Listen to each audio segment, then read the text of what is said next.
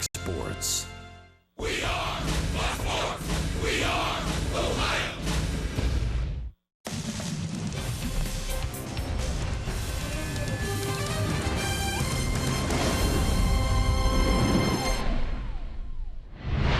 Boston, Massachusetts, one of America's great cities, and a big tourist spot. You could take a boat ride powered by a swan, or you could head on over to Fenway Park and enjoy an afternoon in the sunshine and watch the Indians and the Red Sox put the Raps on a 4-game series. The Tribe trying to make it 3 out of 4 in Beantown.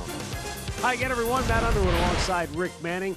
The Indians got Edwin back. The offense was rolling. They didn't get much pitching last night, but it was good to see number 10 back in the lineup. Well, what's Edwin do after spending 12 days on the disabled list? He steps to the plate and drills a 2-run home run in the first inning, and he didn't stop there. He drove in all 4 runs for the Indians last night with his second homer, this one down the line.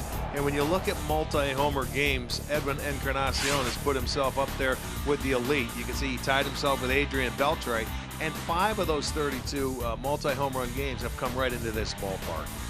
So we'll see if Edwin and the Indians' bats can get rolling today. It'll be David Price going for the Red Sox. He's had some problems since coming to Boston, but Rick, it looks like he's got himself back on track. He sure has, and he's pitched very well in the second half of this season. You can see a 3-0 with a 1.35 ERA in his 5 starts. He's 5-1 against the Indians in his last 7 starts, so he's pitched very well. He's a fastball, cutter, changeup guy now. He may not throw as hard as he once did, but he's going to be a tough left-hander to face. Adam Pletko will go today for Cleveland, and we'll see if the Indians can get out of here with a series win. We're back with today's first pitch coming up next.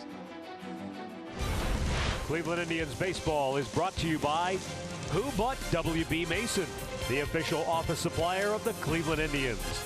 And by Cleveland Clinic Express Care online. Tap the app for 24/7 virtual visits.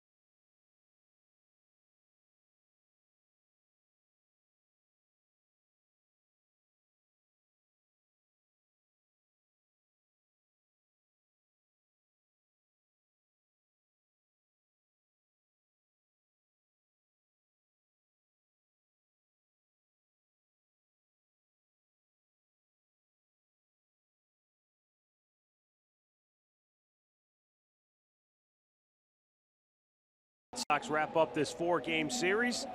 It's going to be beautiful blue skies, around 70 degrees here at game time. And the Indians will square off against the left-hander David Price with righty Adam Pletko going for Cleveland. Let's go downstairs to Andre Knott with our Hear Right sounds of the game. Thank you, Matt. You know, we've talked throughout this series about Alex Cora and Terry Francona, and Alex Cora playing for the Indians. But there's another relationship that's pretty big for Alex Cora, as well as Indian shortstop Francisco Lindor. whose friendship goes back to when he was drafted with the Indians. Unique, special. It means a lot, you know. He went through it. He did it. His family did it, you know, and he wanted to congratulate me and to help me in my career. And to this day, he's still wide open. I'm sure if I call him and ask him for an advice or ask him what I'm doing wrong, he's gonna help me. You know, he wants to win. He wants to win day in and day out. He wants the best for his team, but that shows how good of a person he is, that he'll help others as well. I love Alex. I love Alex. He's like a big brother, like a dad. I see him, I'm like, hey, bro, how you doing? I'll give him a big hug. I ask for his blessings. You know, it's special. It's special. I love him. He's a great person, and I'm glad he's doing very good as a manager. And we're underway as David Price delivers a first pitch fastball strike to Francisco Lindor.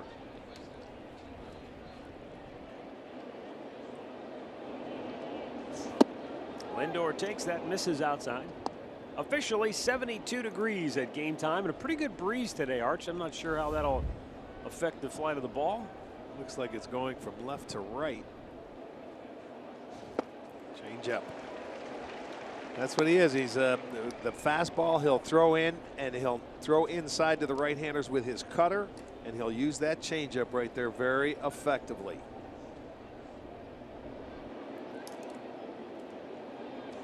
Fouled right back. He had a fastball to hit, but he couldn't square it up.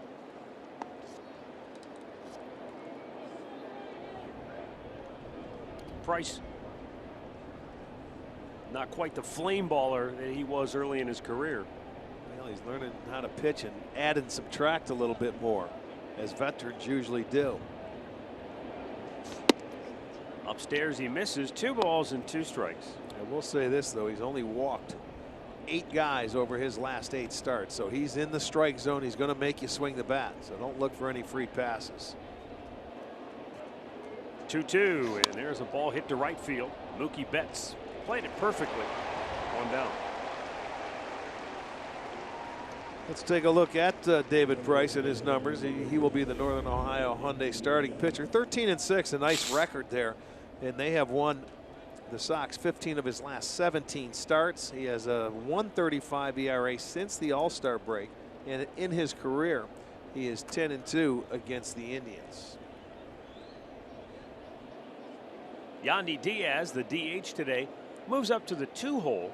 A little bit of a different looking lineup for Terry Francona this afternoon. Predominantly right-handed bats. The only lefty in there is Jason Kipnis, who bats down in the 7th spot. Diaz just 2 for 13 in the series. Indians starting lineup brought to you by Progressive Insurance, for Jose Ramirez in the familiar 3-hole, then Edwin Encarnacion. Melky Cabrera back in the lineup hitting 5th. Brandon Guyer is 6th. And then after Kipnis, Roberto Perez catching today. Greg Allen once again bats 9th.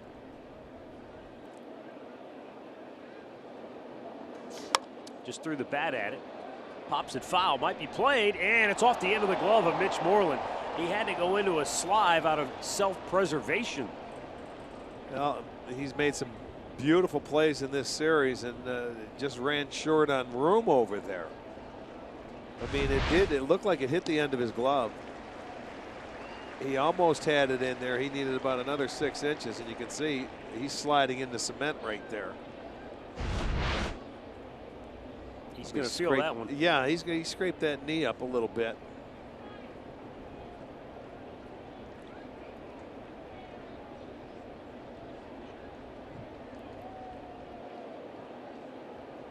No balls, 2 strikes to count on Diaz.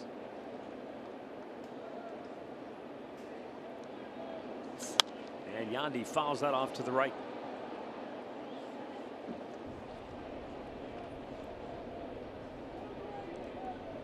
It's turned into a beautiful day. Speaking of day, Boston on the year 29-6 in day games. Fouls it off. He's doing a nice job of staying alive. That's a pitch you can't do anything with but foul it off.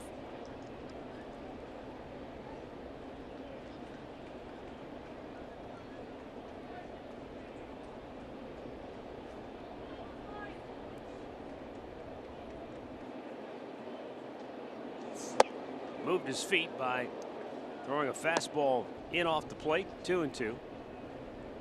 Well, when he can cover that outside and he's fouling him off, that's what you have to do. You've got to move him back off the plate, and he does it nicely. See if he goes back outside with either that changeup or a heater. Tried, but missed.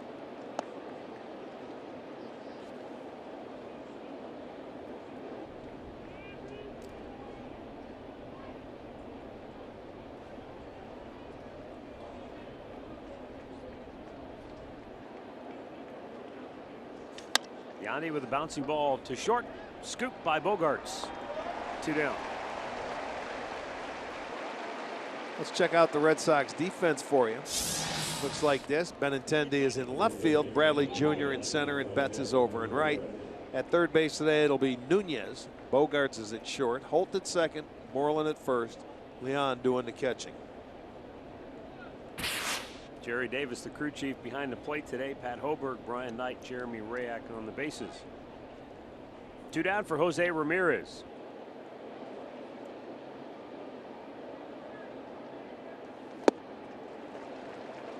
First pitch changeup, and he was way out in front of it. Ramirez just 2 for 11 in the series, though both hits came last night.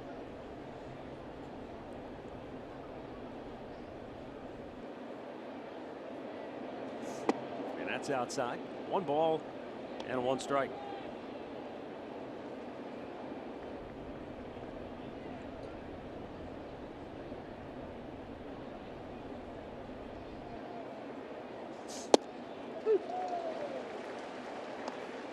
Gets ahead of him, 1-2.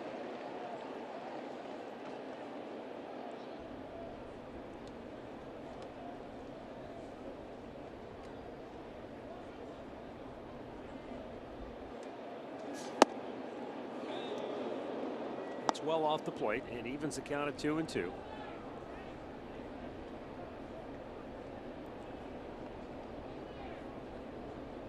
can see how he likes that changeup. This may be the cutter coming in. Way outside. Another changeup.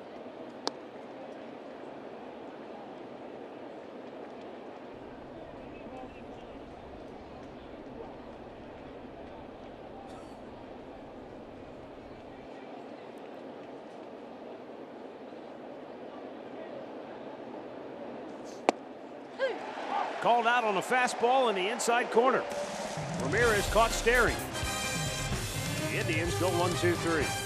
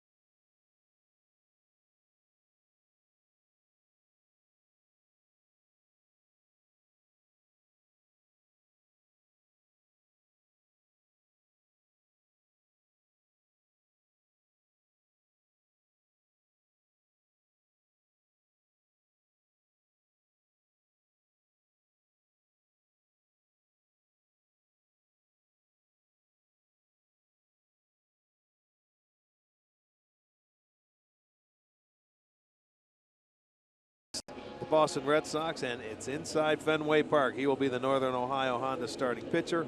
Adam is 4-3 on the year with a 462 earned run average. He's coming off a start against the Baltimore Orioles where he went 7 innings, gave up 3 hits and 3 runs. Those 3 runs came on a home run ball, and he settled in, but he pitched 7, pitched a very good game, but he left trailing that game 3-2. But we'll see what he has for the Red Sox. He's here. He's excited about it. So let's see what he can do. Alex Cora's starting lineup as Mookie Betts at the top, Andrew Benintendi, then Mitch Moreland. J.D. Martinez, Xander Bogaerts, Brock Holt in the middle. Eduardo Nunez gets the start today at third base. Sandy Leon behind the plate hitting 8th. Jackie Bradley is in center field hitting 9th.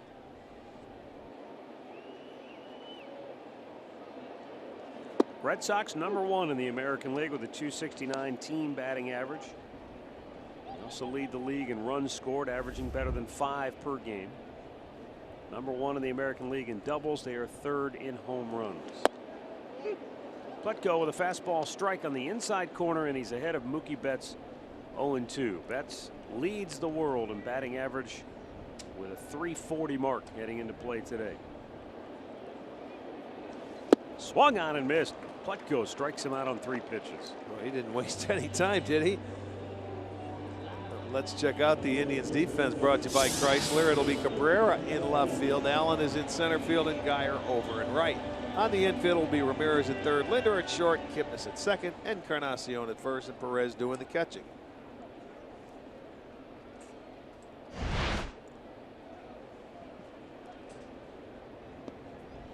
Andrew Benintendi.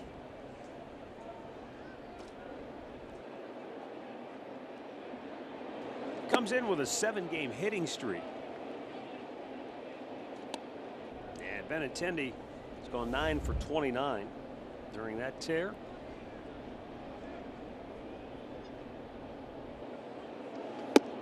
Four for 13 in the series with one very big double. That came last night and opened the floodgates against Carlos Carrasco.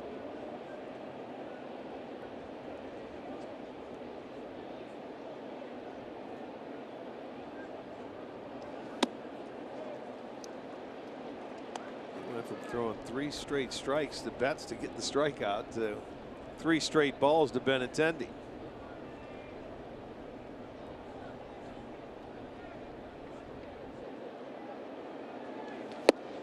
And he was swinging from his heels 3-0. Boy, you think so? They have a back issue right there. He swung so hard. Indians have issued the fewest walks in the American League as a staff. But that is ball 4. Storylines brought to you by Wayside Furniture. Melky Cabrera, good career numbers against David Price. We'll see how that matchup goes. And for Adam Pletka, can he pitch effectively inside of the Red Sox? That's what it takes against this ball club. You cannot stay on one part of the plate. You're going to have to move it around. Make them conscious of it.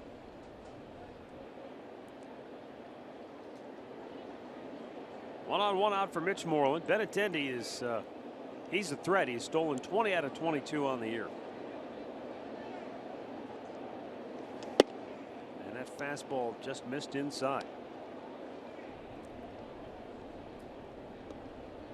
The Indians are 6th in the American League in pitching with a team ERA of .378. They lead the American League in shutouts.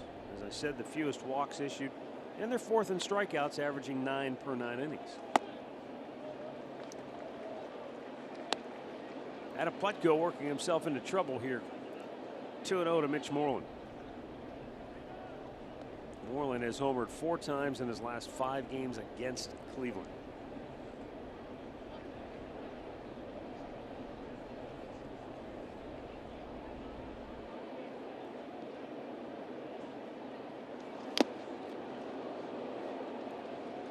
You can see the kind of swings that these Red Sox players take when they get the count in their favor. They look for it and they'll sit on it, boy, and they'll try and hit it a long way. It makes it a little bit tougher when you start pitching when they're ahead in the count.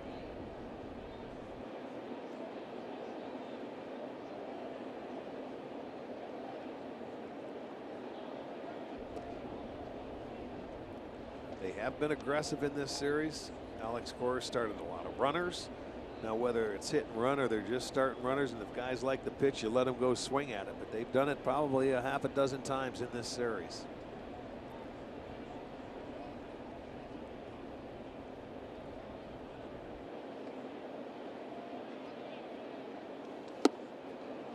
Alex Cora has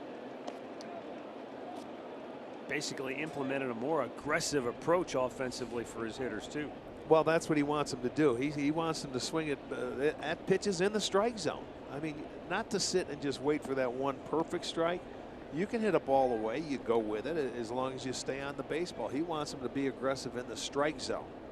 So sometimes when you start a runner, a hitter doesn't try to do too much. Moreland popped up left field. Tough sun play for Melky Cabrera. He doesn't He needs see help. It almost hit him. He never saw the ball. He was trying to get the attention of Jose Ramirez, but I'm not sure how much good that would have done anyway. Well, he's got the shades. They're on, but it's in the middle of the sun. You got to use your glove. Look at it. He's trying to tell him, I don't see it. He almost gets drilled with this ball. He was right in the right spot. Unfortunately, that's going to go for a base hit. You can't see it. He pulled that glove away. It might have went in. Mitch Moreland down at first base is going to have to leave the game. I don't know if that's an after effect from when he slid and knee into the photo pit and had contact with that concrete wall. I'll bet it is. Let's watch him coming out of the box. Oh, there it is. It almost buckled on him. Yeah, I bet he hit a piece of that cement right over there trying to make that play. So there's a ball that should have been an out. It'll go as a hit, and they'll have runners at first and second. Who's that, Swihart? That's Blake Swihart, who will come on to run and presumably take over at first base. But they do have Steve Pearce available as well. We'll see.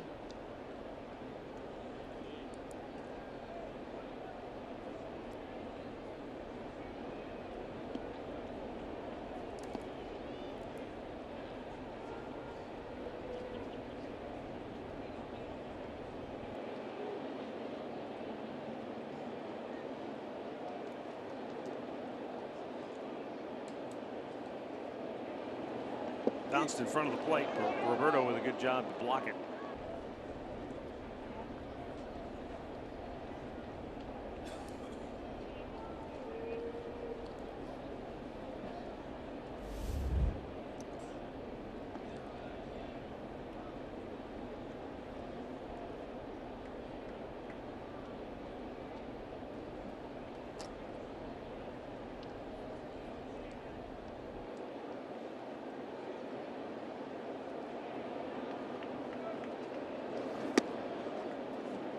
Low, 2-0.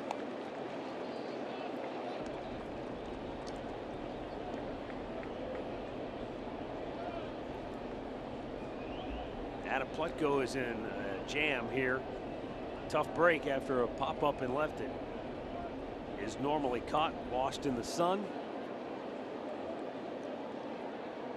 And J.D. Martinez, a little check swing on a fastball that nails the outside corner, 2-1. This is as good a pitch as you can make in this tough situation. You've got to make the perfect pitch, and he did. Yes, he did.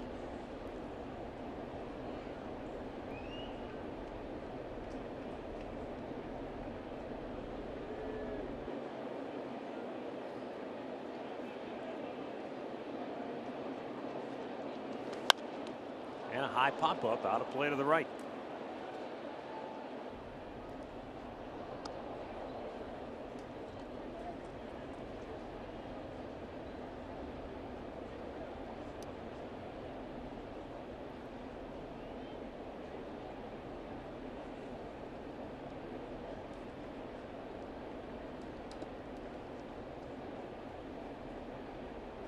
Benintendi at second base. Blake Swihart, the pinch runner, is at first. Adam Plutko's 2-2 is hit to right, but slicing out of play. Well out of play, in fact.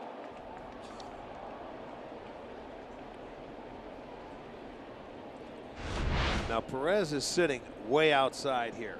And now let's see where that pitch comes. Oof, that came pretty much down the middle of the plate.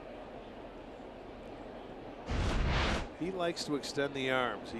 He has that bat. It's on his shoulder. Then when they get ready, he'll tap and he'll come up into the hitting area. Nice pitch. Fastball outside corner. That was like the 2-0 pitch that he made. That was a great pitch. I mean, you could not place it there any better. Let's look at the sequence.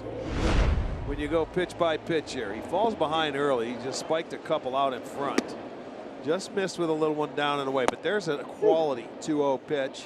Comes back and he fouls that one off to even the count. That one was the one he just hit foul, but then throws a little dart on the outside corner. Great pitch. Get the second out. So if you're Xander Bogaerts and you're watching that at bat, everything was away, away, away. Do you think Bogaerts goes up and looks away early in the count? He very well could. He didn't see any breaking balls over there, so he could be sitting on the fastball.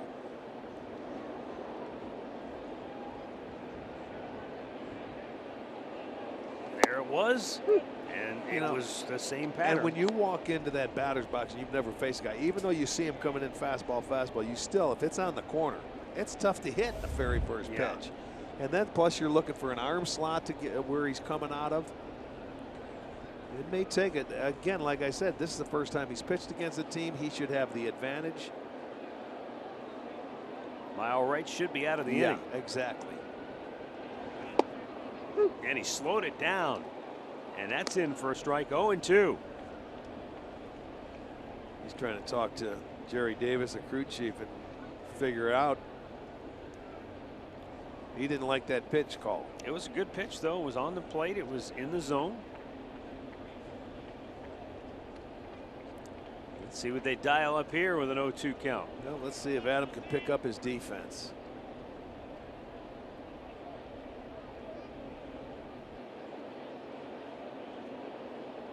Elevating the fastball, popped him up, back out of play. This is a guy that, boy, he's had a nice year flying under the radar in this lineup. In his last 11 games, 15 for 41 in 366 with 9 extra base hits and only 3 strikeouts. So this is a guy that he can find a way to put the bat on the ball. He has driven in 6 runs in the 3 games in this series.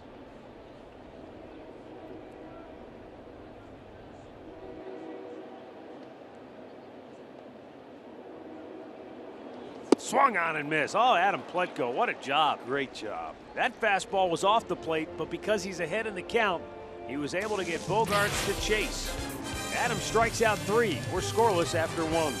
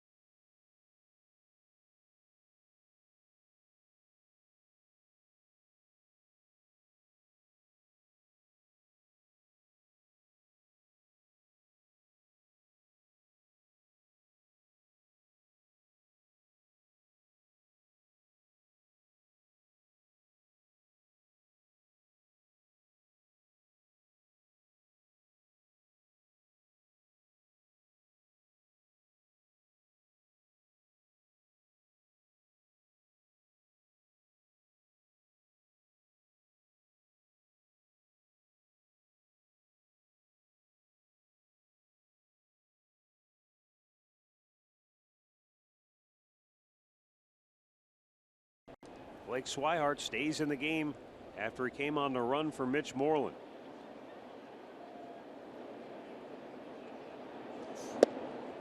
David Price goes to work against Edwin Encarnacion, and it's a first pitch strike.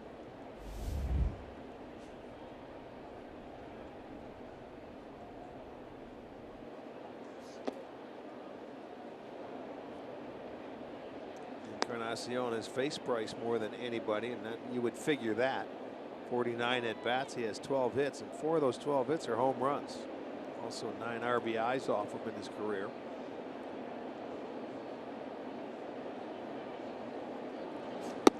Outside. And our stat of the game is brought to you by Buick. Red Sox opponents all time here at Fenway. Edwin Encarnacion just one behind Moose and the Babe. Wanted to go after it, but he tried to hold up. Went too far. It's 2-2.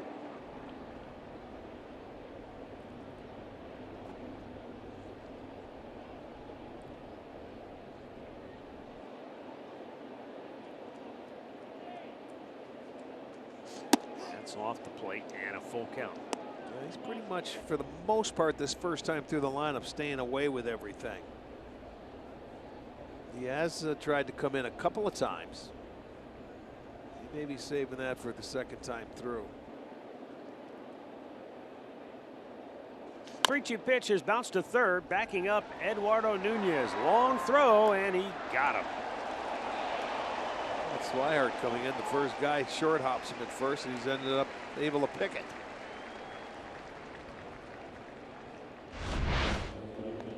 Big high hopper. And as he's backpedaling, he's going to throw. He couldn't get much on it, but there you go. Your first ball, you're going to get it in the dirt. You're going to have to pick it. But he certainly does, and they get out number one. That one actually was a nice one hopper in the grass. Might be the only guy on the roster for Cleveland that he could throw out on that play. Melky Cabrera.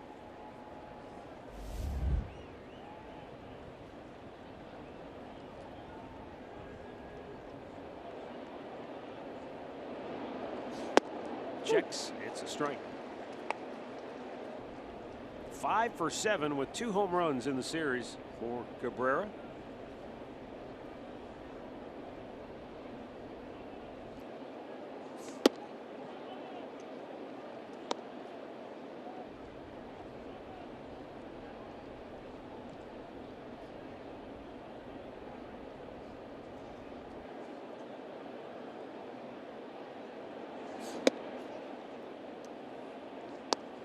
Offensively, the Indians come into this series second in the American League to Boston with a .259 team batting average.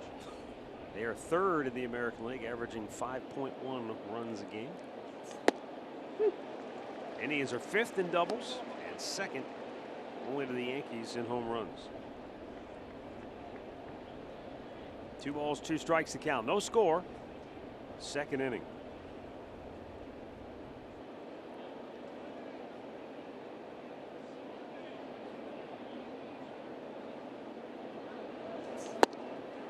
And there is strike 3 called. Low cheddar, bottom of the zone. Nothing you can do about that. 2 down. Take a look on our Nissan pitch tracker.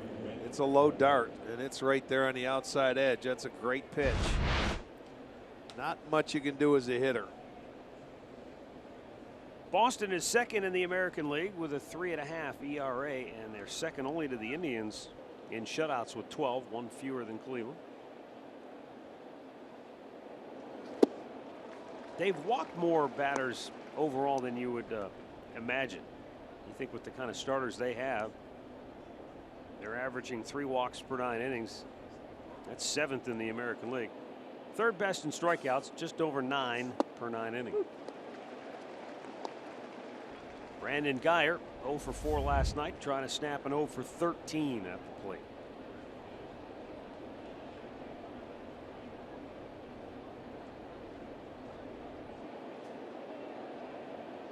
Price started and then stopped and said, let's try it again.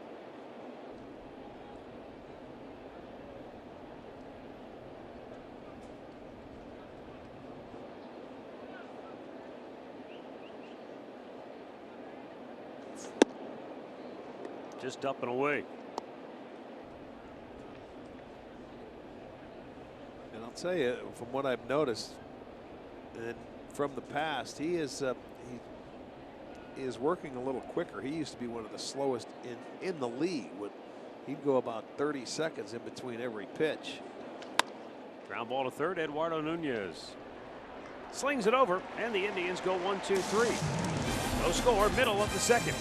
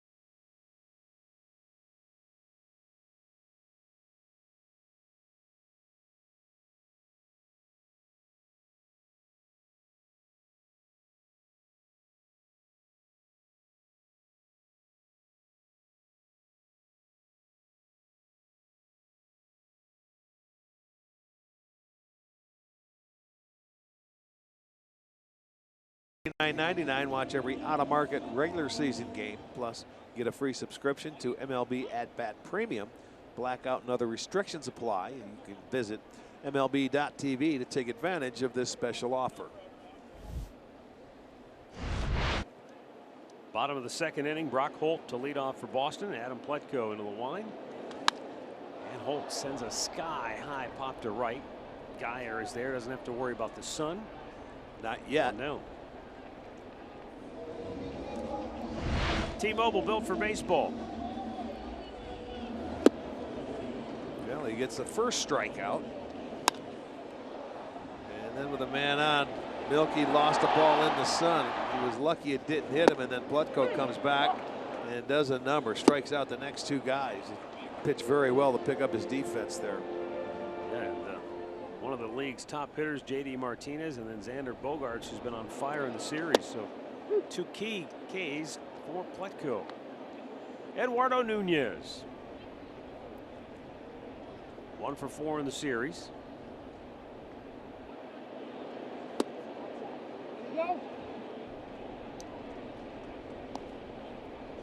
Today gets the start at third base.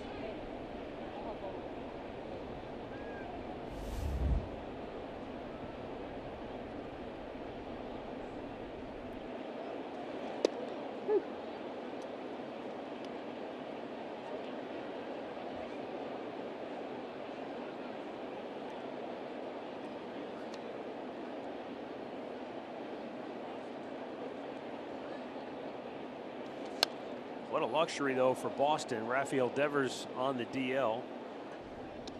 And they have experience like Eduardo Nunez, who can play third. They've got talent like Brock Holt, who can play third. Right. Yeah, they've got a couple of guys. Versatile lineup. And I'll tell you, Devers is a very good player, too. That guy's a tough left-handed bat in the lineup that really will lengthen this lineup out a little more than what it is now, if you can believe it.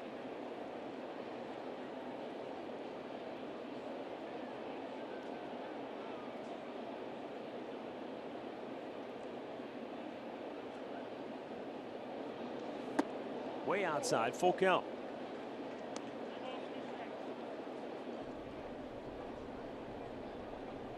Nunez, no stranger to the Indians. His time in Minnesota gave him plenty of at-bats against Cleveland pitchers. He's always done well against the Tribe. Swing and a miss. Adam Pletko strikes him out, and I'll tell you what, Pletko's on a roll here early. That's 4 strikeouts now for the Tribe right in. Well, here comes a fastball. He's not going to mess around. He challenged him, and he won the challenge. He threw a fastball right by him. That was at about 92. So 4 strikeouts through the first 7 hitters. Up comes Sandy Leon. Boston catcher 0 for 5 thus far in the series. They really like Leon for what he does behind the plate. Good receiver, game caller, takes charge.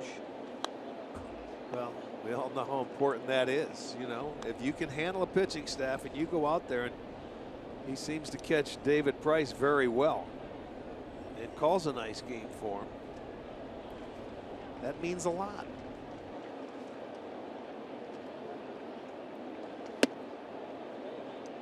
When he does get a hit, which isn't all that often, by the 204 average you can tell, Boston 25-9 when he gets a hit in a game. Well, that's what you look at too. You come down and you say, okay, if you add, your offense is a bonus. Yeah. You do your job behind the plate, you call a good game, you throw runners out, and you just do what you have to do defensively, and anything else is a bonus.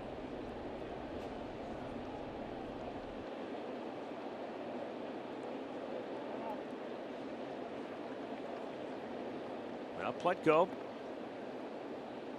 trying to motor through a 1-2-3 inning.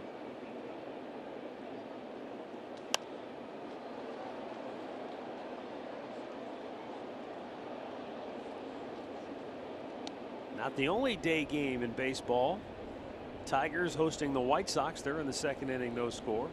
A couple of games in the National League. Mets hosting the Giants, no score there in inning number 2. Same score in Washington, where the Nationals host Philadelphia, also in the 2nd inning. Light schedule of baseball today. Quite a few teams are off. Oakland will be in Minnesota tonight.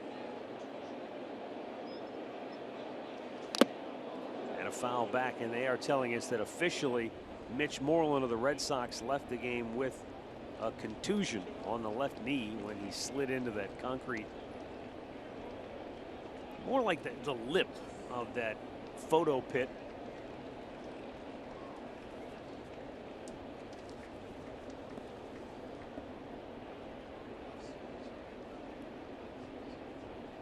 Again, the 1-2 offering. And again, it's fouled back. This is what happened to Mitch Moreland. It eventually cost him the game. He caught his knee right on the corner of that cement piece right there, and there he popped it up, and you could tell that hurt. Good pitch. 2 balls, 2 strikes. This might have been a strike. Let's take another look. Sure looked like a strike all the way, didn't it? Yes, it did. I think Jerry missed that one. And Leon fouls yet another pitch back.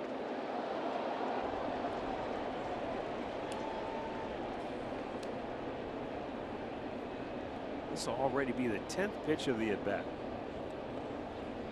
which piles up the pitches for Pletko. You don't want this guy to fall off 10. You want to get him out on a few if you can. This should do it. Let's see. Ramirez makes the catch. The Red Sox go 1-2-3, and we are scoreless after 2 in Boston.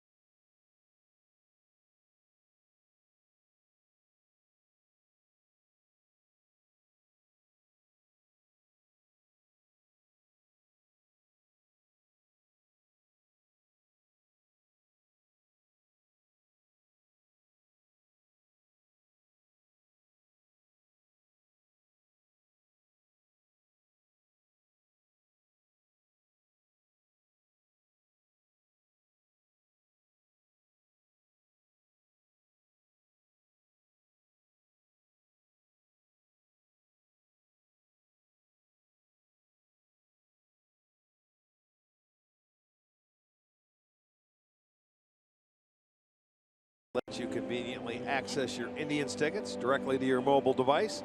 Use the app to purchase and forward tickets and have your ticket scanned for entrance to Progressive Field.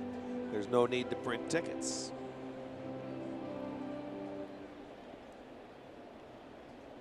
Just a gorgeous day here in Beantown.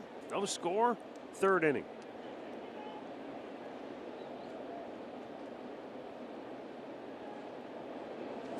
Jason Kipnis swings at the first pitch, bounces one to Brock Holt. One pitch, one out.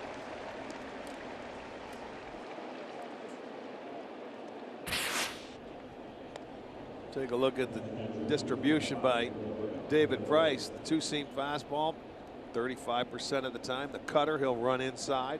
His changeup, much more a higher percentage this year than it has been. The four-seam fastball is in there, and he's the first time through this lineup has been staying away from a lot of the hitters, really, with the fastball and change. Haven't seen a lot of cutters yet.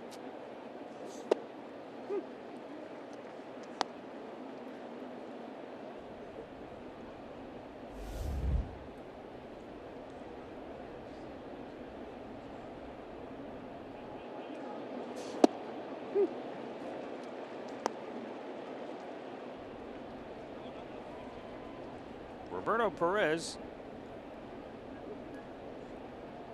hitting 194 over his last 14 games, which is one run batted in.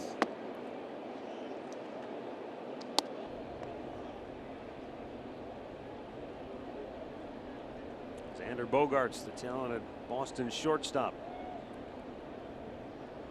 Only one ball has gone his way today. Ground ball by Yandy Diaz in the first.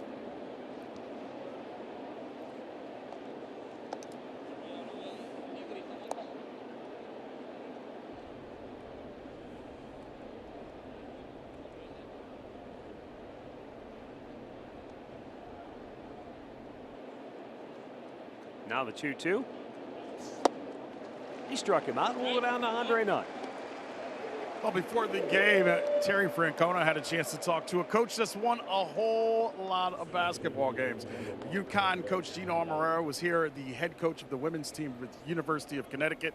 And Tito told me the reason Gino means so much to him is in his last year here coaching in Boston, they formed a friendship. And he said things were tough for him. He said he found out a lot of people in this area who his true friends were. He says Gino truly is one. And he says, look forward to seeing Gino in Cleveland in a couple of weeks when we're back at home. He's got a basketball camp back in Cleveland. Then Tito said, and there's probably some 16, 17-year-old girl that's averaging 40 points he's going to find too.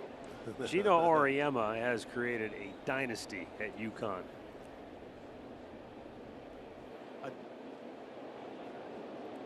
The 0-1, and Greg Allen did not chase after it. Matt, Gino's he definitely has a dynasty, but think of his last 2 years. Went undefeated in both regular seasons and lost the championship games, back-to-back seasons. Yeah, and a lot of their regular season games aren't even close. I mean, you look at some of those scores and you're like, ooh, I feel bad for the other team sometimes. There's a bloop going to drop in right field. Nice job by Mookie Betts to keep it in front of him. Well, he just went on the ground to try and catch that ball because they hadn't given up a hit yet, but Allen, his 14-game hitting streak stopped yesterday, but he comes right back. But what he does, he keeps it in front of him. He's not going to let it get by him for a double. And it wasn't hit that hard, but he wanted to try and snag that ball and keep that no-hitter going. That's just very aware and heads up of what he has to do. So a two-out base hit.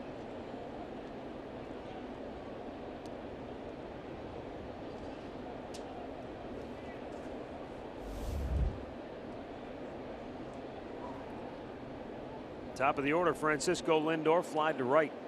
His only time up.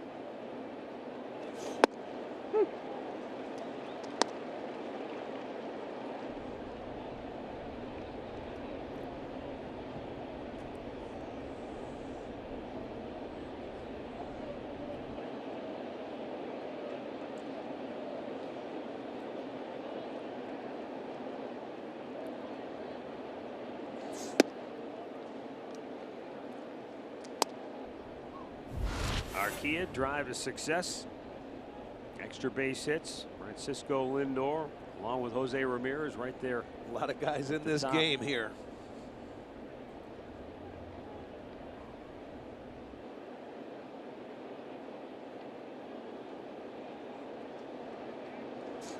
Lindor fouls it straight back.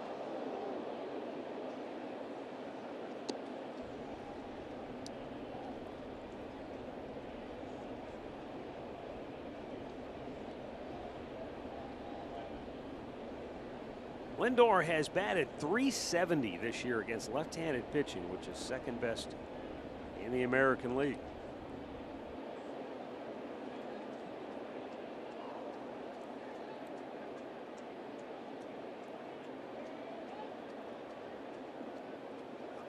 Greg Allen heading to second. He's going to get in there with a stolen base. How about that? He was going on first movement, and the throw by Price to first to Swihart, it was down. And by the time he could pick it up and go, and once you're picked off, keep going.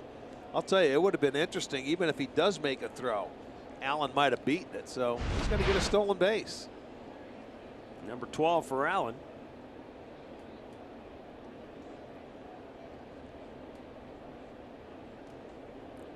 It's almost like Price threw a little changeup over there instead of just making the natural throws. It was tough for Swihart to handle it.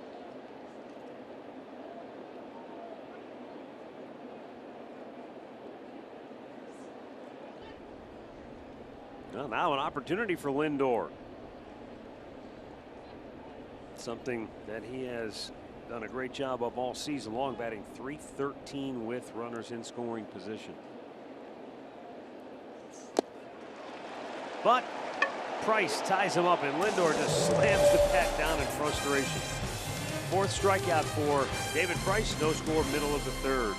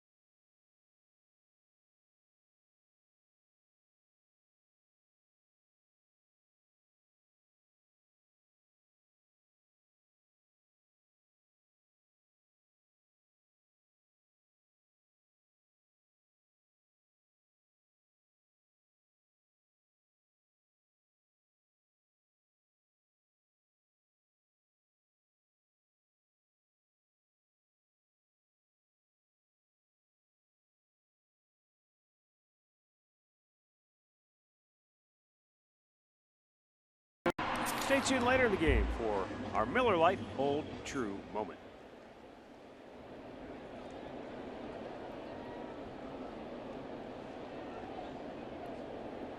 Bottom of the third, no score. Jackie Bradley Jr. will lead off. Walking out of the ballpark last night, I ran into a couple from Columbus, Ohio that had to be in Boston for a wedding this weekend, and they said, hey, what the heck, let's go to an Indians-Red Sox game. Nice. It's amazing when you think about how old this park is. You would think by now everybody who is a Red Sox fan has seen a game here, and yet there are people every day who show up here who have never experienced the game at Fenway. They run these tours here all day long, every day, and you know, they seem to be very crowded. They take you around, get you up into the seats over the monster, and may not be an easy ticket to get. And I think also, Arch, fans of opposing teams, maybe bucket list is kind of cliche, but they put that on their list of things I want to do I want to go see a game at Fenway. If it's against, even if it's against my team, I want to go and see what it's all about, what the experience is like. So, well, there's only 2 of them left here in Wrigley Field. When you look at the Cathedral, sort of a 100-year-old, ballpark, because they're all brand new, for goodness sakes.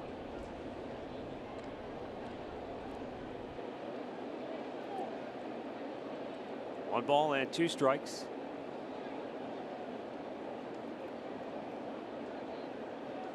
Yeah, I remember, as far as the American League parks back in the old days, we used to talk about Tiger Stadium and Fenway Park. They both opened in 1912.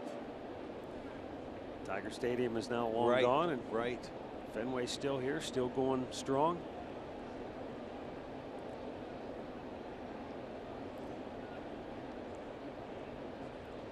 The 1-2.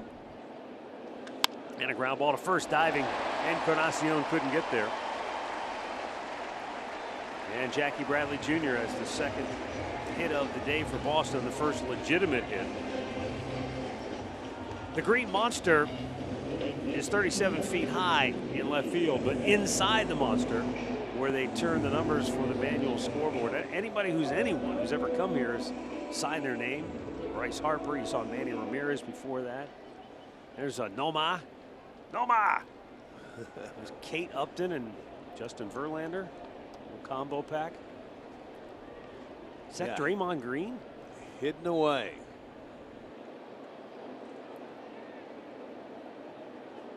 Swing and a miss by Mookie Betts, who struck out his first time up.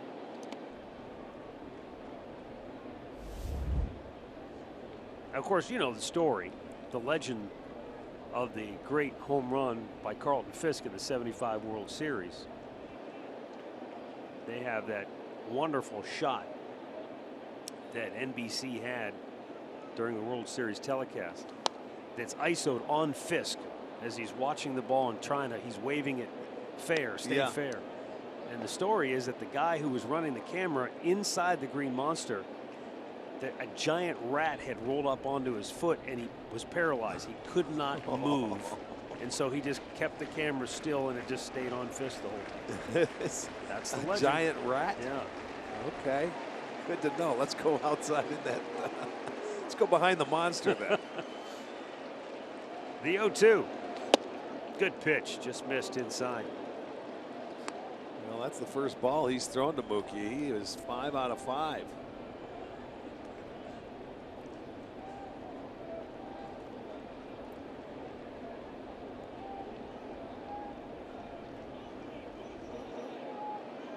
I did not know that story. Good speed at first with Bradley. And he tried to break off a curveball, but it hung up high. Carlos Fabulous, former Kansas City Royals second baseman. He's been in the Red Sox organization more than a decade now.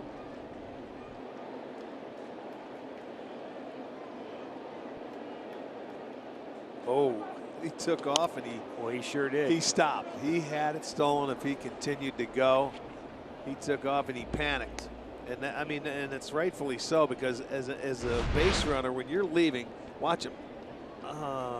He wanted to go. He took off just a little too soon, but he had actually a good jump. So they were running on the 2-2 pitch, maybe thinking it's going to be a breaking ball or an off-speed pitch.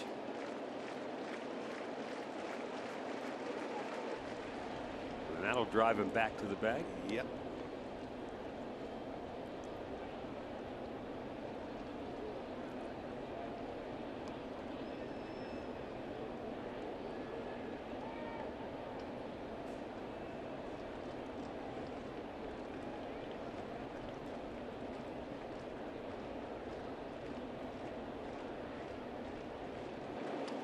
Double play ball to Lindor. There's one with Kipnis. Oh, he pulled him off the bag on the turn. They had him. It was a double play if he makes a good throw. Lindor got it over to Kipnis in time, and you know it's going to be tough to double up Mookie Betts. Here comes the throw. He gets down and cuts underneath it, and it pulls Encarnacion off the base, but they did have him with a good throw. So 1 on 1 out for Andrew Benintendi.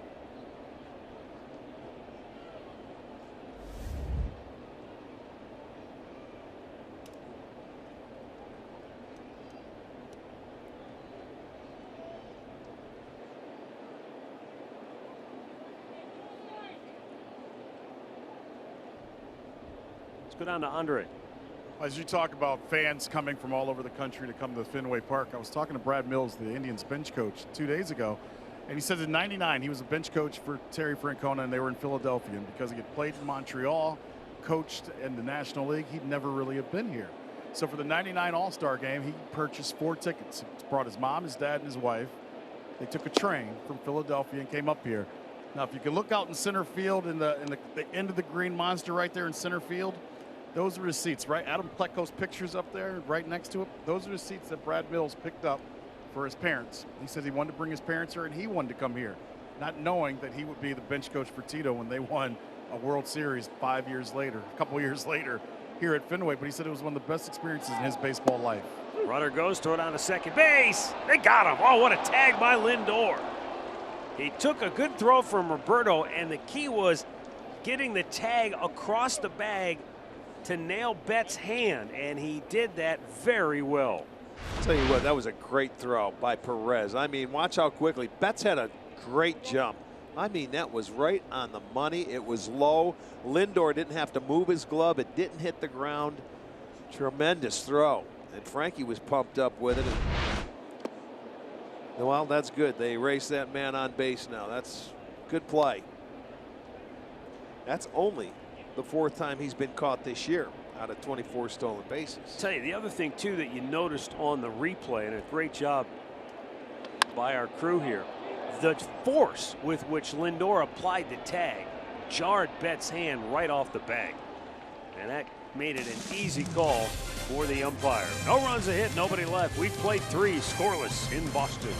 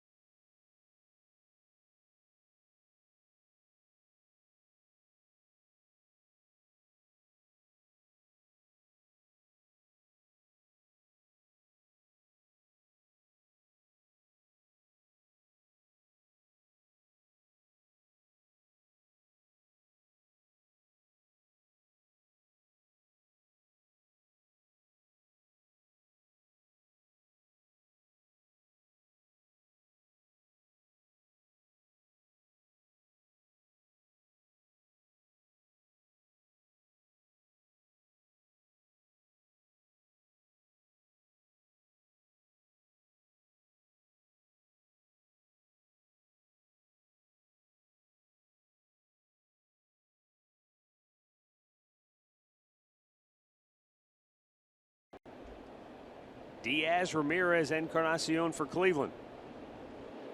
David Price has given up 1 hit in the first 3 innings. He has struck out 4, and that hit the only base runner the Indians have had. Let's see if there is any adjustment to make second time around.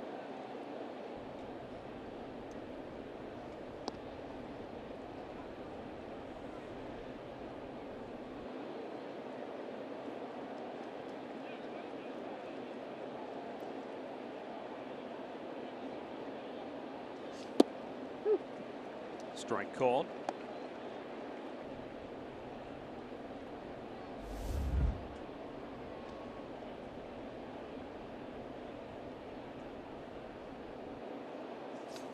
Rick, has Boston done anything to Diaz that's helped neutralize him? Nobody's really slowed him down to this point. No, but he's hit the ball, I'd say 3 times in this series where he could have had a hit. You know, Moreland took him from a hit. He had a line drive. He's been taken for about 3 hits here. So, no, he's had some good at-bats. He just hasn't had any luck whatsoever.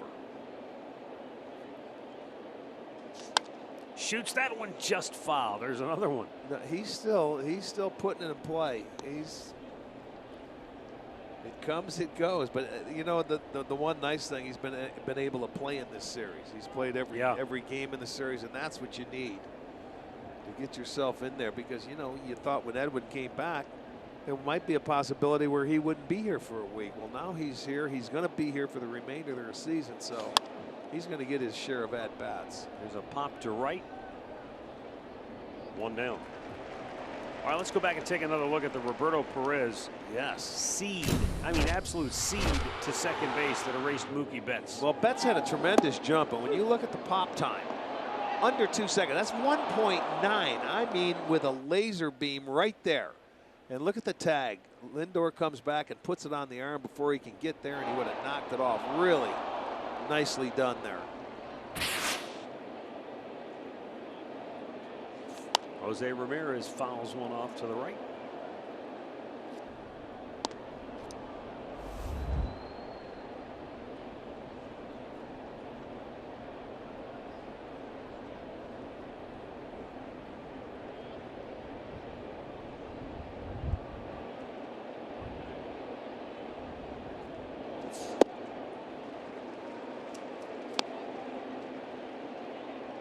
Nothing and 2 the count.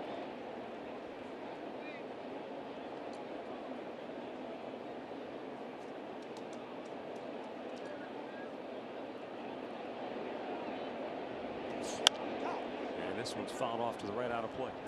Send along some birthday wishes. John Zeller turning 75 from Strongsville. Betty Lucas is 83 from Charleston, West Virginia. And Joe Nenadich is 80 from Youngstown. Happy birthday to you all.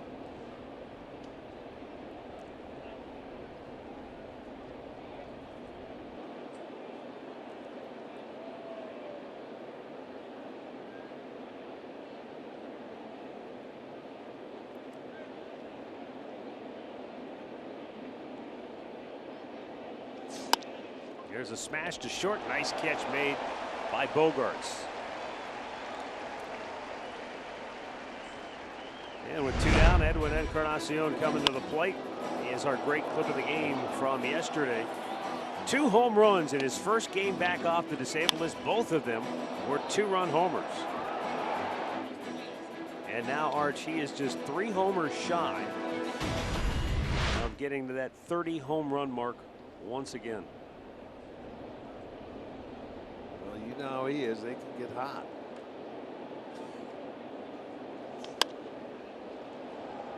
Pop to right. And David Price continues to motor along. His face just 1 over the minimum through 4.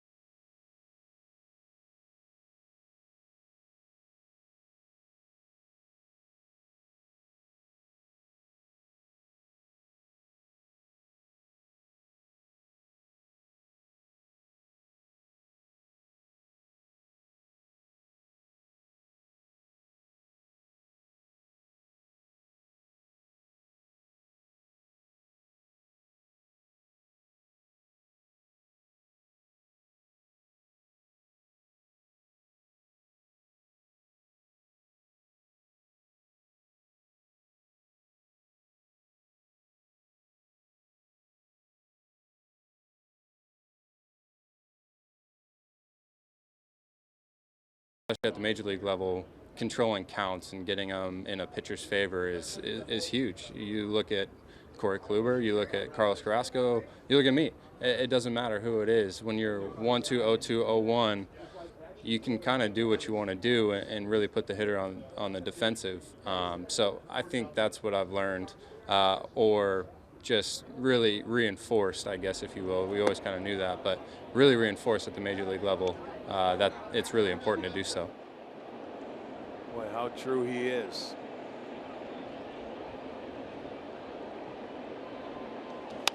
Pop foul out of play. And the difference when he says the major league level, because the hitters at this level, you know, they get into counts, they get really, you know, disciplined.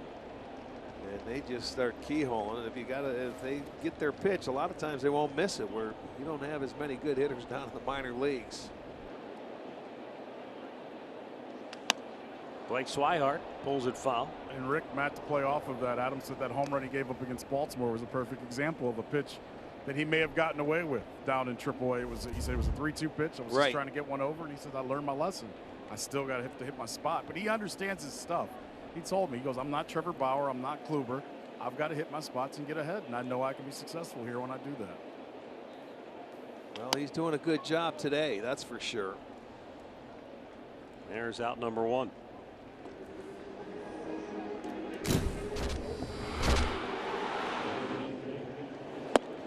Well, he started this game off where he was going inside to the first few hitters, which, you know what, I bet he was watching this ball game last night, something Carrasco didn't do. And now you go inside, the other hitters are looking, and you can go away. He was behind in some counts when he went away, and then he did challenge a couple hitters right there. So he's not afraid to throw that fastball, and he got away with some, you know, you say decent pitches to hit. But boy, you can't give too much credit to the hitters if you're a pitcher.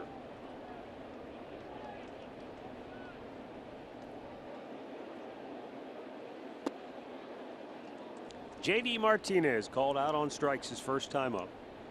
Pleco pitching very well.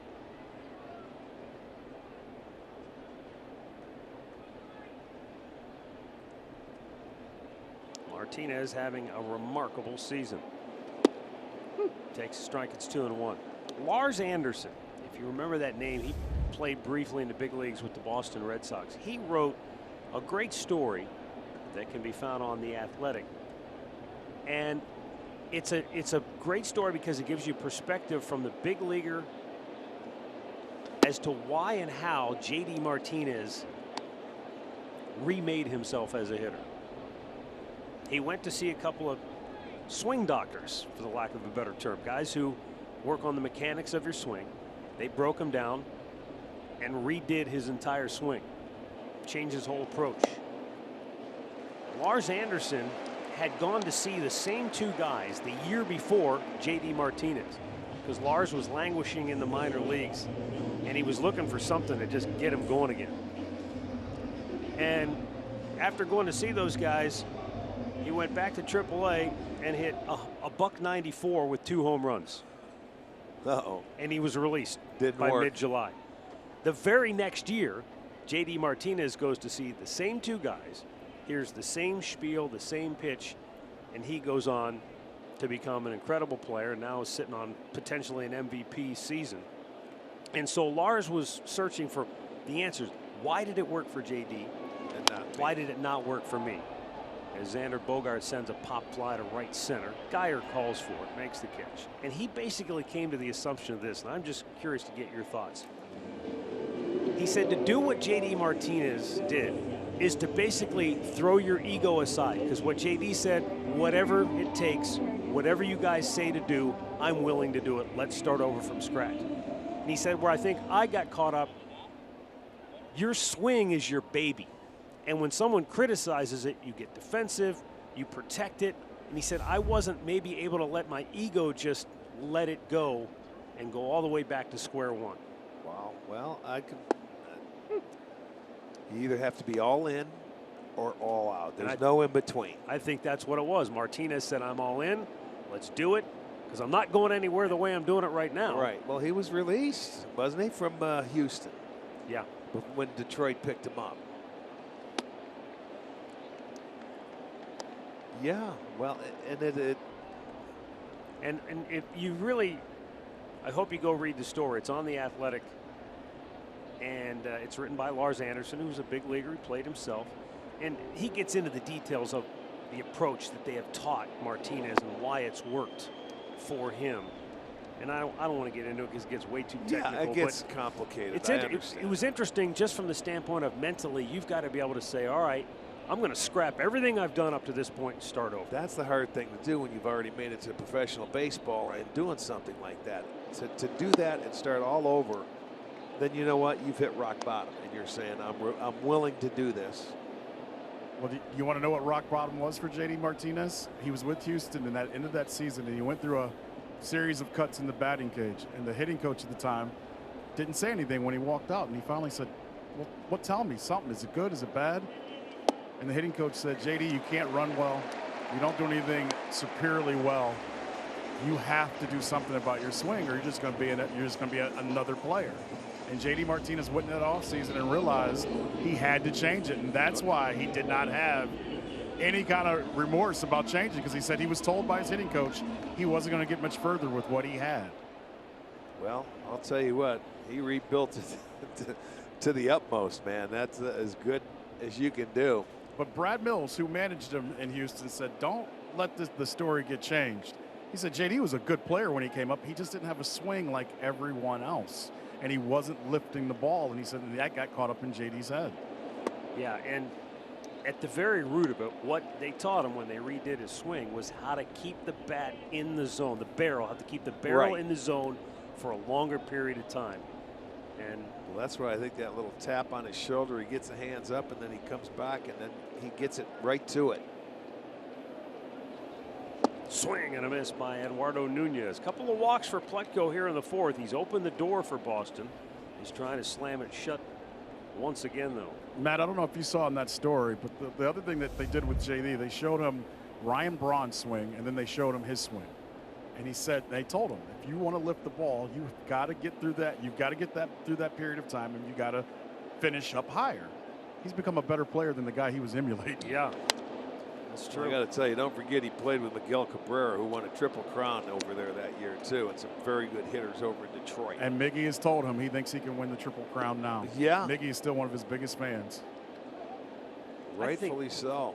I think baseball, like a lot of things we do in life, once you build your foundation, you're always adding to it and building upon it. So once he figured out what his swing really was, there's a liner to center. Greg Allen is there, makes the catch. Then you're around good players, and then you're just adding to it. And I think now you're seeing the finished product.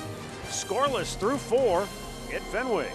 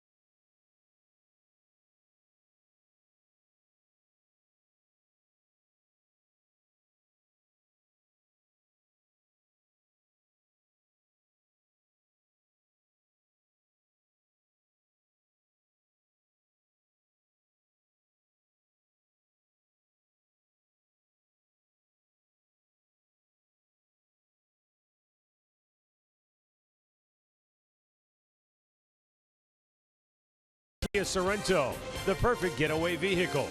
Visit KiaDealers.com to learn more. And by Levin Furniture. For the best deals on furniture and mattresses, shop Levin's. Wow, you just can't say enough about what a beautiful day it is here at Fenway.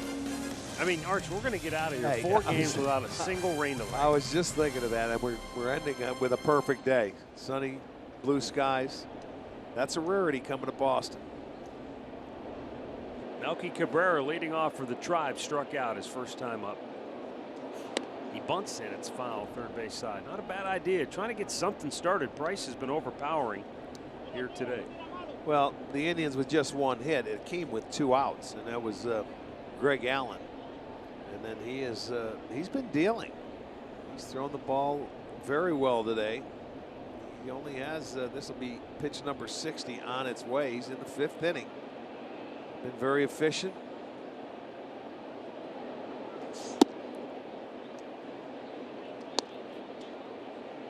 And I mentioned he only had 8 walks in his last 11 starts, so he's been dealing.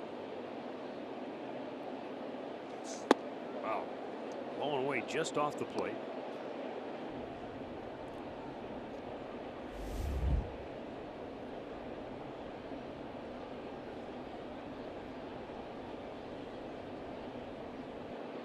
Melky Cabrera awaits the pitch and fouls it straight back.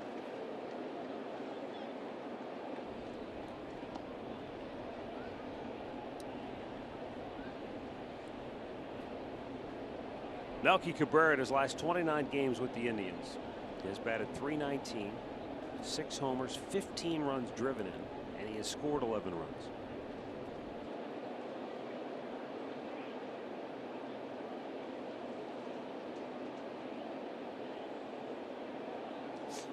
Got him to go fish.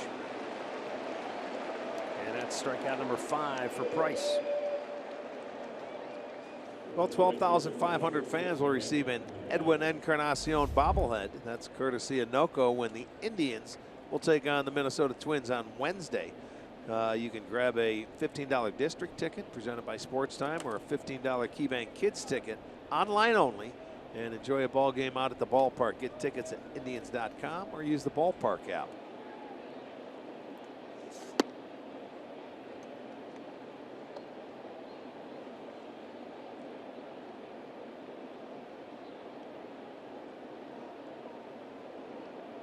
Brandon Geyer grounded out his only time up.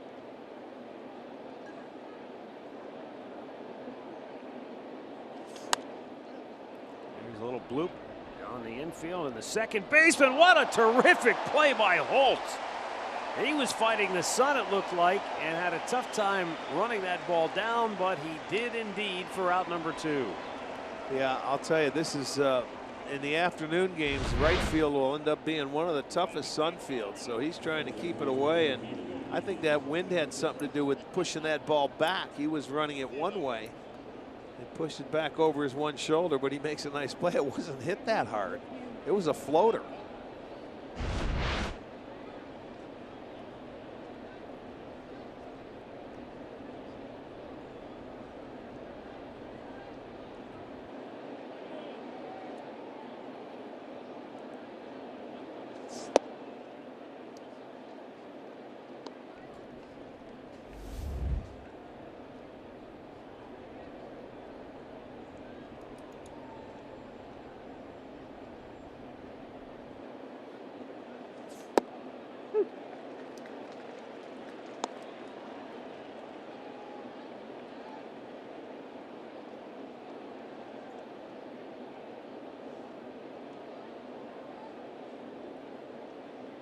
Jason Kipnis grounded out his first time up today. Here's a bouncer behind the bag. Swihart stays with it.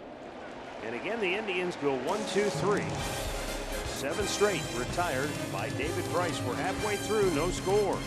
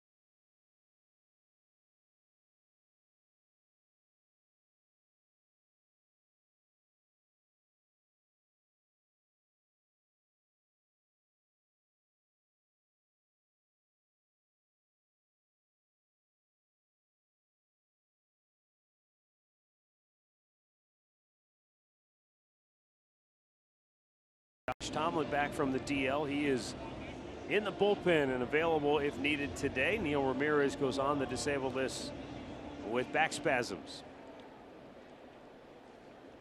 And for the Red Sox here in the bottom of the 5th, Sandy Leon, Jackie Bradley Jr., and Mookie Betts due up.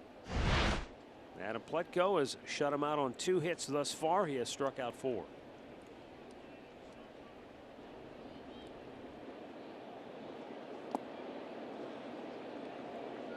Leon had an 11-pitch at bat, I think, his first time up. It was either 10 or 11.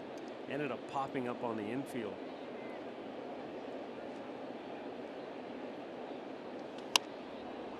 Pulls this one foul.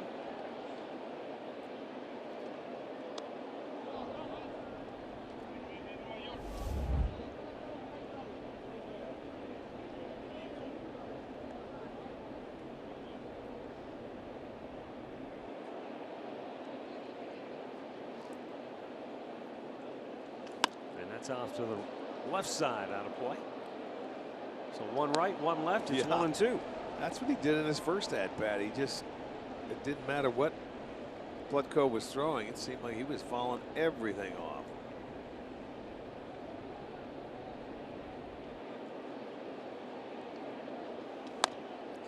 Here we go again. 1 to the right, 1 to the left.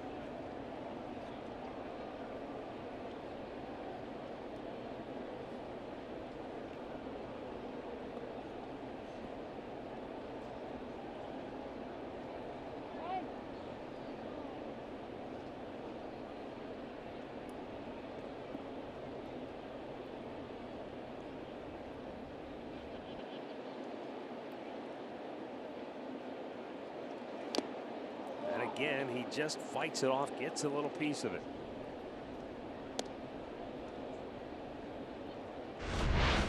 Let's see where this goes off of Perez here. If it goes right off the glove. But he got a piece of it, enough to stay alive again. He keeps falling him off. He's going to cost Plutko at least 1 inning of a ball game here.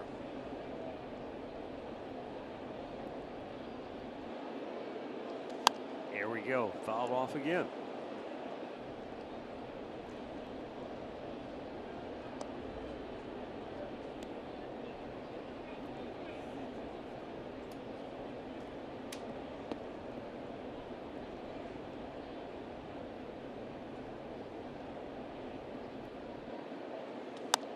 And now he yanks one right field near the line. Fair ball, and it hops into the seats. It'll be a 2-bagger for Sandy Leon. Well, and that looked like one of his worst swings of the day, and that's the one that ends up for a double. Yeah, he kept it fair. Ends up getting into the seats. It's a breaking ball. He went out and he kept his hands back enough. And you're right, it wasn't a very good swing, but that ball stays fair and it bounces into the seats. So they get their leadoff double. Second time they've had their leadoff man today. Jackie Bradley is at the plate. He had a base hit in the 3rd inning.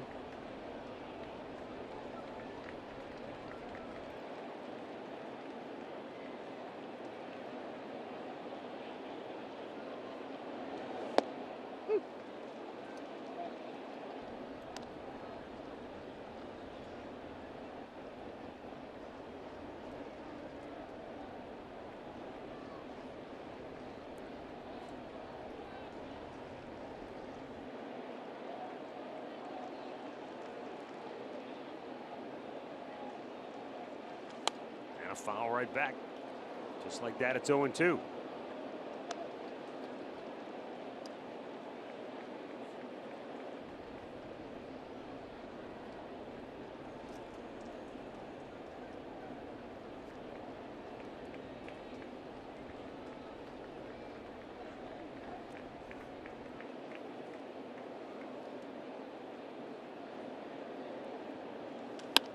Fly ball center field. And it's going to drop. Greg Allen plays it on a hop. Leon will get to 3rd. And now the Red Sox have runners at the corners. Boy, he had him down in the count. And on a high fastball, Bradley, give him credit. He went up there and got to it and was able to line it into center field. 2nd hit of the day. Player profile brought to you by Levin Furniture. Mookie Betts, 5th round pick out of high school in Tennessee. And don't challenge him to a game on the lanes. No, by no means. Well, Plutko's going to have to work hard in this inning now.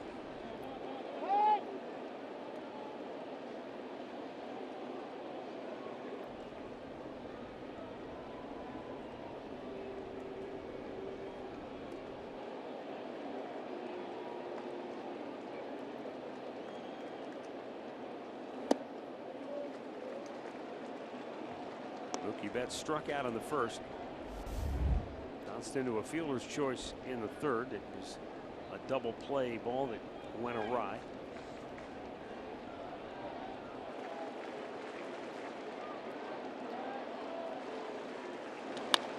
High pop. This will be interesting. Cabrera. He's having trouble again with the sun, but he's got a good read on this one, and Leon cannot tag up at third, one away. Big out.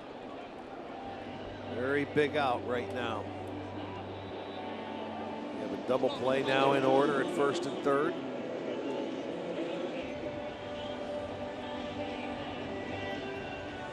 Andrew Benintendi walked in the first, fly to right in the third.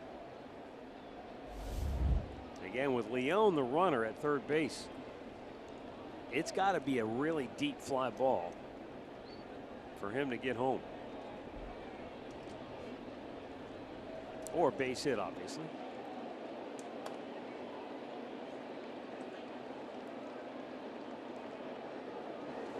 Good pitch, fastball outside corners for strike one.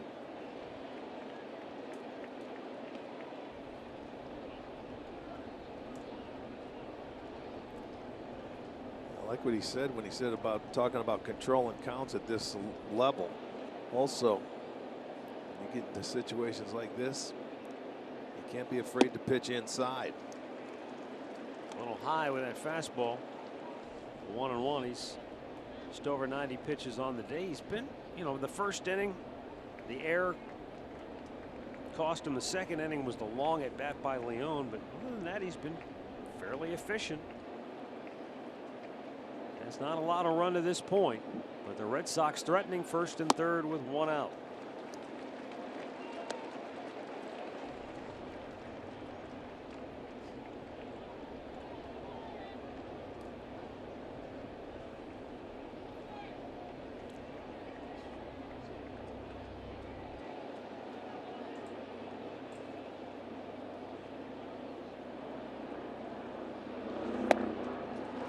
Low, 3 balls and a strike.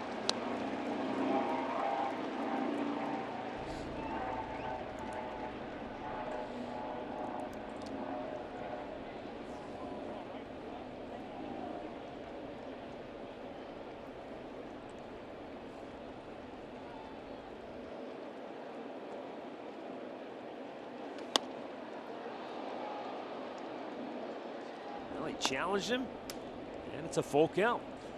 Well, I'll tell you, when he's missed in this at bat, he hasn't missed by much. He's made some really good pitches.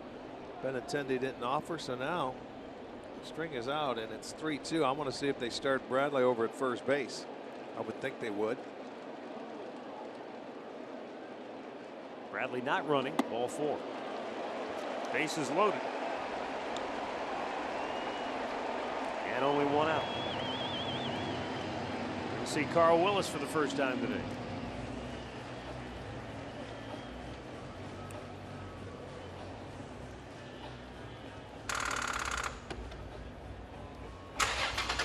Start dead batteries with NOCO. Adam Simber has taken a baseball and has begun to loosen in the Cleveland bullpen.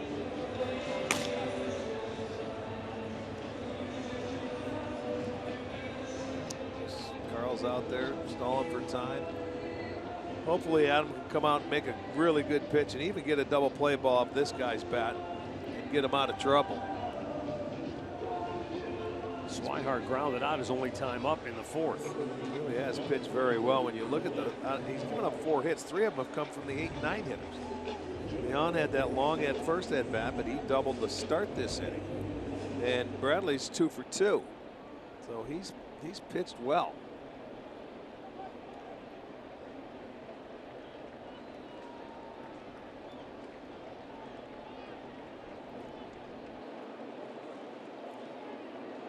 Foul back.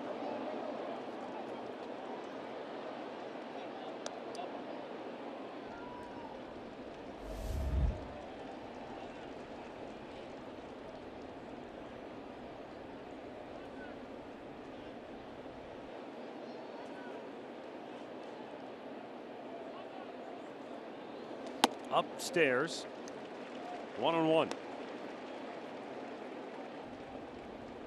We talked about it last night. Swihart, not a typical catcher. That's his, I guess, main position. He's come in today as a first baseman.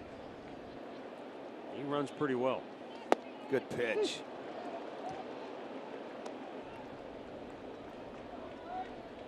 I mean, this ball is at the knees, and that's where you want it, because you want that ground ball.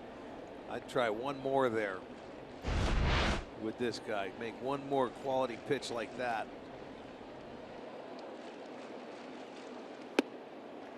He missed up at the top of the zone, 2-2. Well, we'll see if that was just a misfire or maybe that was a perfect pitch. And now he goes back down low.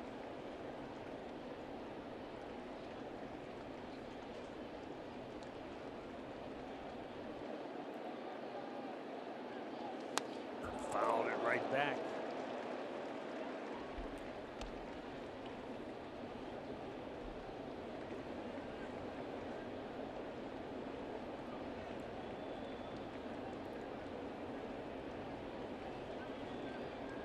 Bases loaded, 1 out.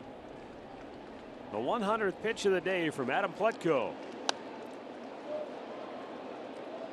And another foul.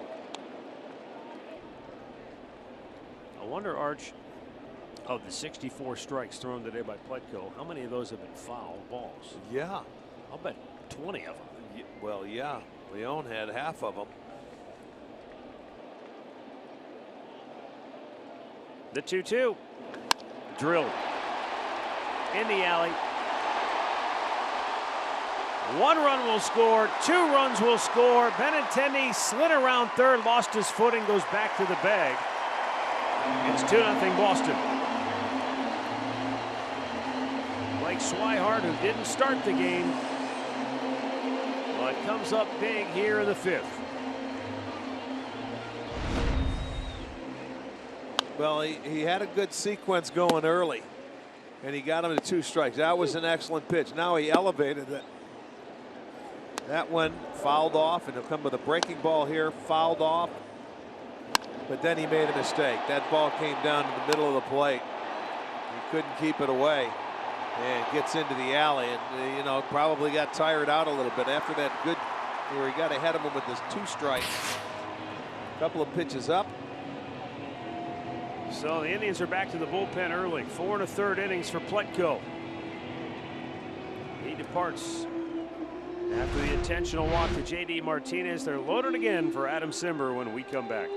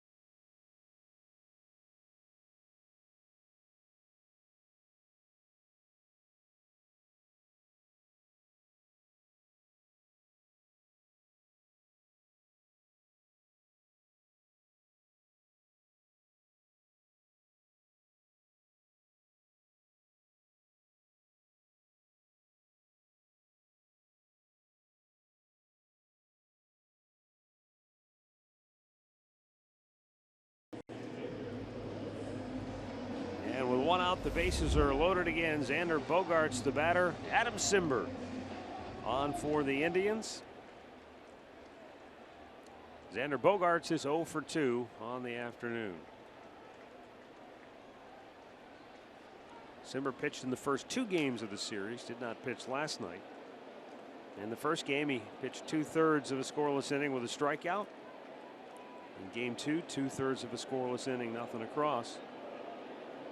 A couple of ground ball outs, which is what he is looking for here, is a ground ball to try and get out of the inning.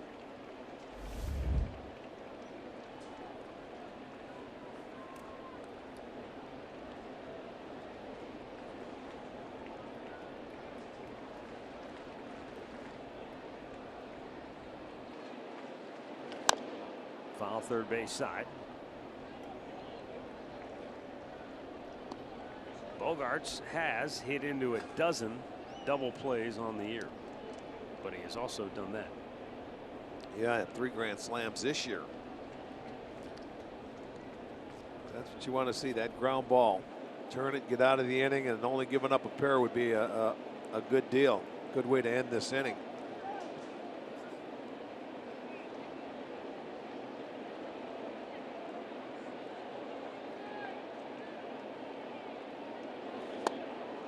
Tied him up. 1-2 the count.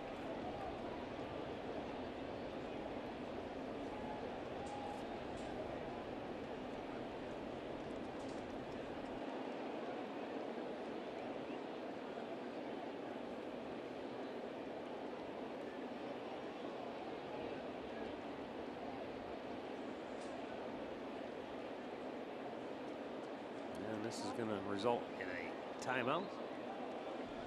Reset.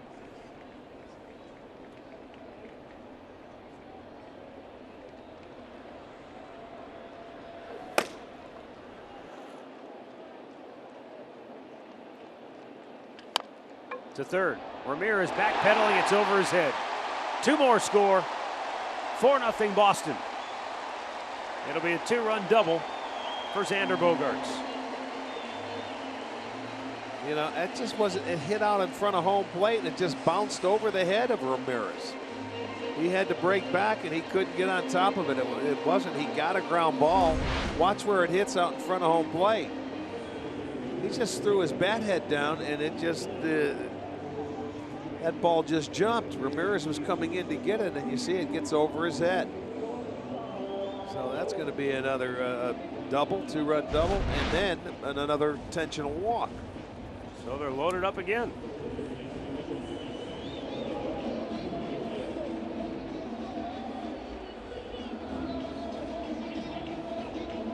Still only 1 out, and Eduardo Nunez the batter.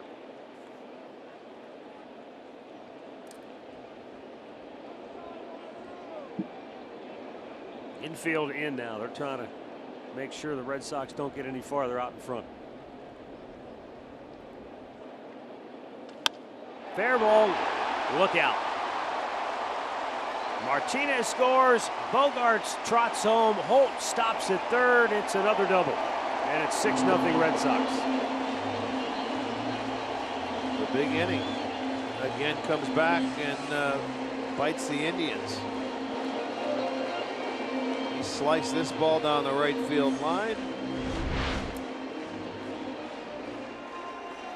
And make it a 6-run inning. 4 doubles in the 5th for Boston. And that's it for Simber. Timeout. Red Sox 6, Cleveland nothing.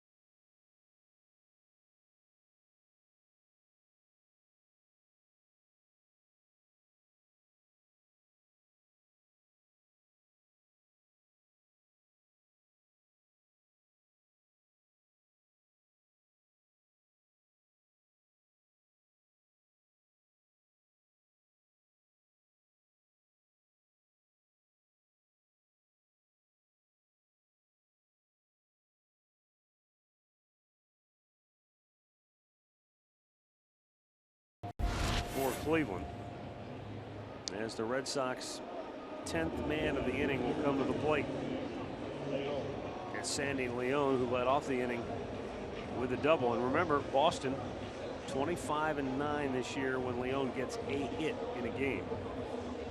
And somehow he just blooped a little base hit down the right field line. It hopped into the seats, and that started a 6-run rally. 4 doubles in the inning for Boston.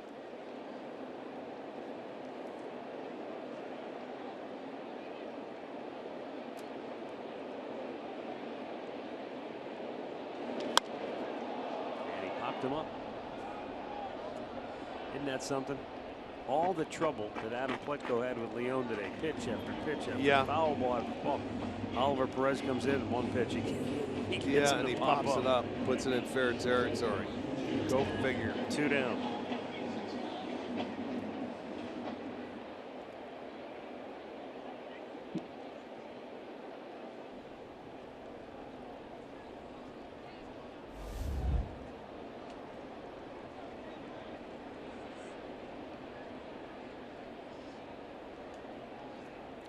Jackie Bradley, couple of hits on the day. Both singles and a run scored.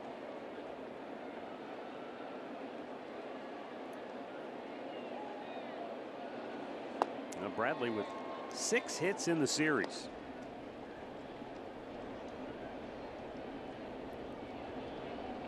Bogarts has 6 hits in the series.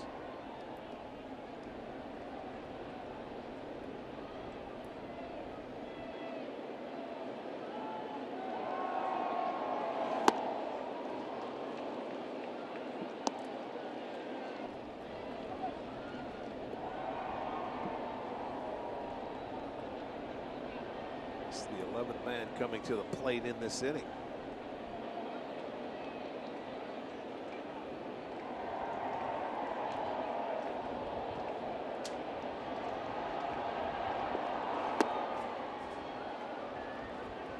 Ball and 2 strikes.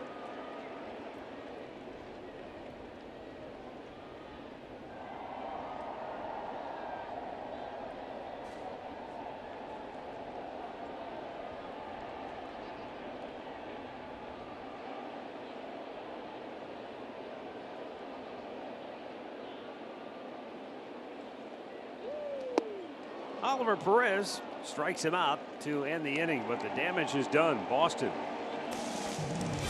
with a big inning, scoring 6 times here in the 5th, and they lead it 6-0.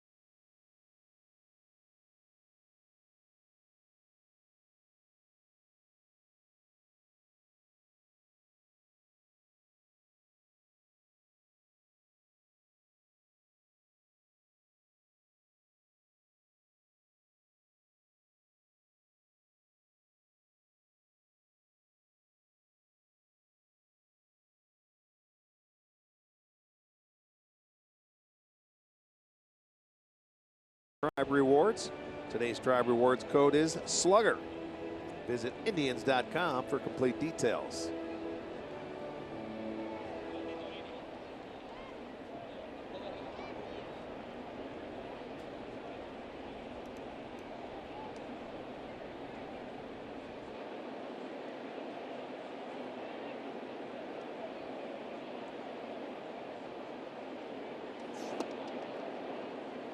Pitch from David Price to Roberto Perez down low. Roberto struck out his only time up in the third inning.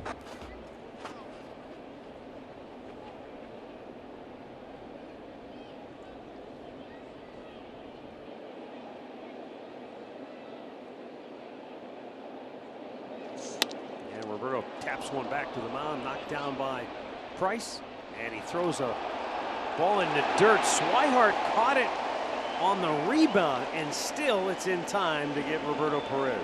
Price panicked when he made that throw to first base, and he short hopped him. He felt he had to hurry, but there it is. There's the pickup. Wow. And he had it in time with the bare hand. That's pretty heads up by Swihart, because he didn't panic. Right. Well, he knew he had to grab that ball in a hurry.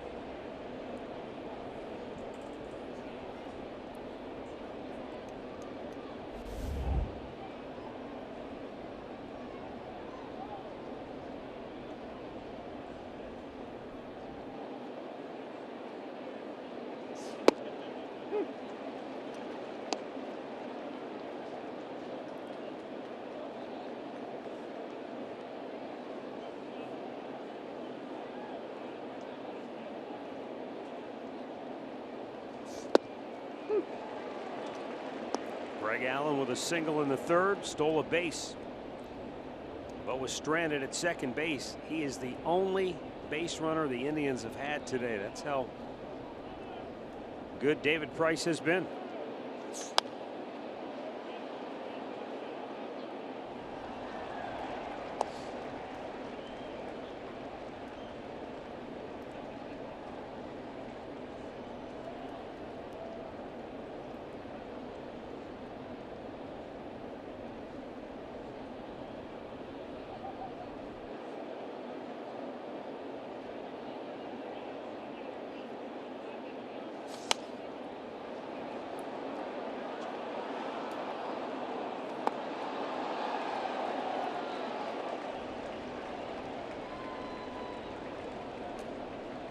Nothing into the count on Allen, who had his 14-game hit streak snapped last night, but bounced right back. A base hit here today.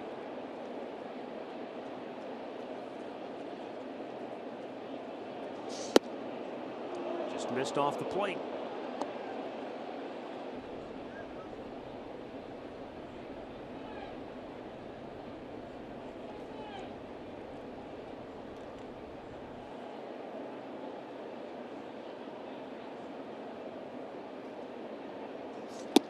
He did. He went too far, and that's 5 strikeouts now for Price.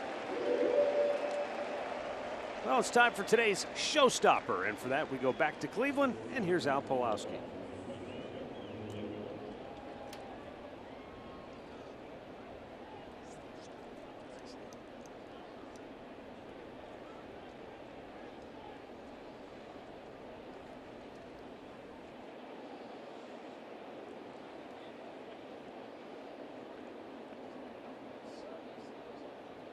All right, thanks, Al.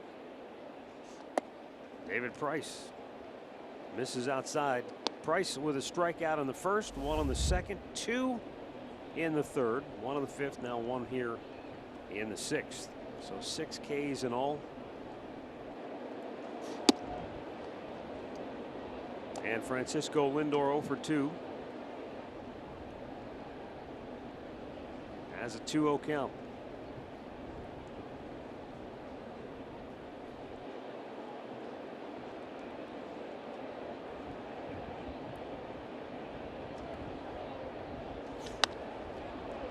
Pop, right field. Betts near the line, still moving over, makes the grab.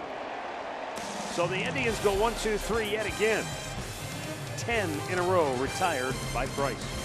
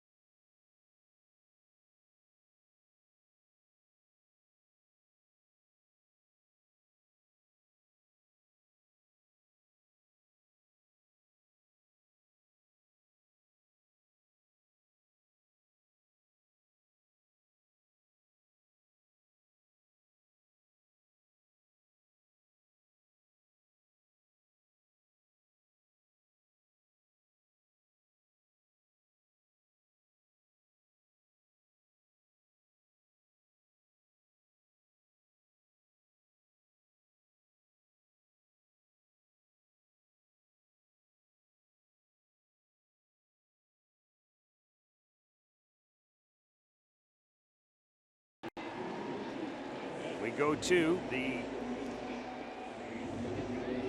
top of the order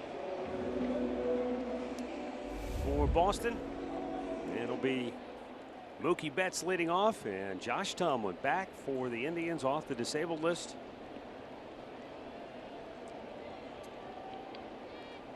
It has been a disastrous year of sorts for Tomlin.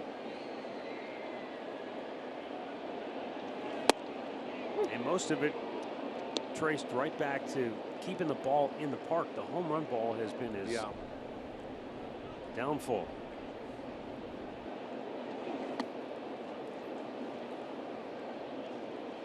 Well, you lose a little velocity, and you know some of those cutters. You have to stay on the edges, and nobody knows it better than him. Mookie Betts with a line drive single into center field, and that's his first hit today and his fourth in the series. Mid-game recap brought to you by your local Toyota dealers. It was an ugly fifth for the Indians as Boston scored 6 runs courtesy of 4 doubles. Three of the doubles each drove in 2 runs.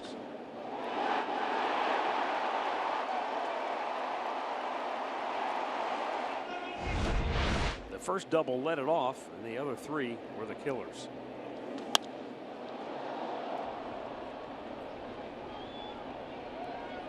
Greg Allen makes the catch, 1 down.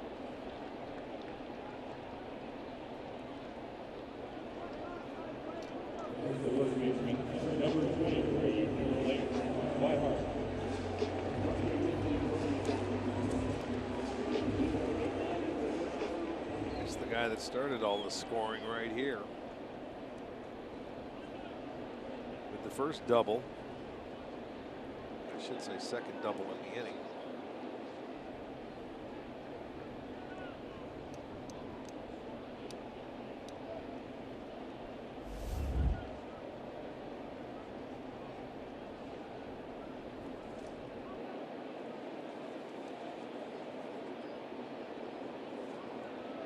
Well, not surprising.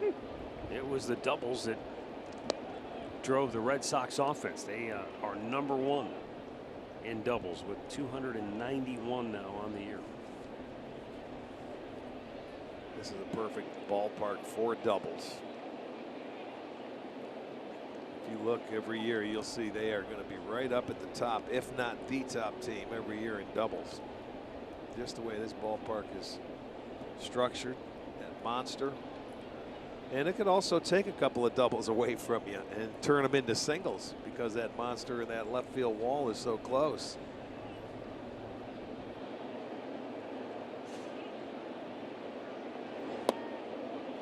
There have been 275 doubles in this ballpark this year, which is the most in the majors of any ballpark.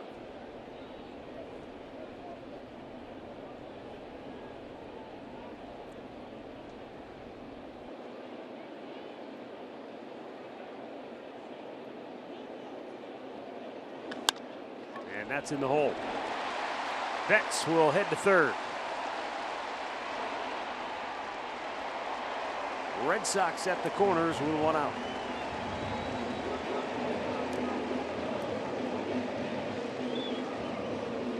We return to action tomorrow night at Kauffman Stadium in Kansas City. Mike Clevenger will go for the Indians, and our coverage begins at 7:30 Eastern. First pitch at 8 on Sports Time Ohio and streaming on Fox Sports Go.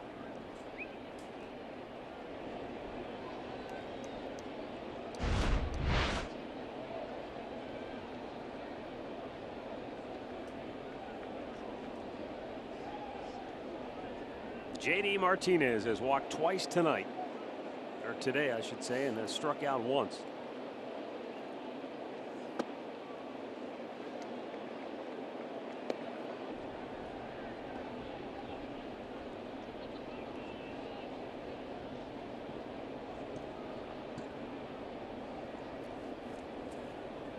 They love this guy up here. He was a late sign.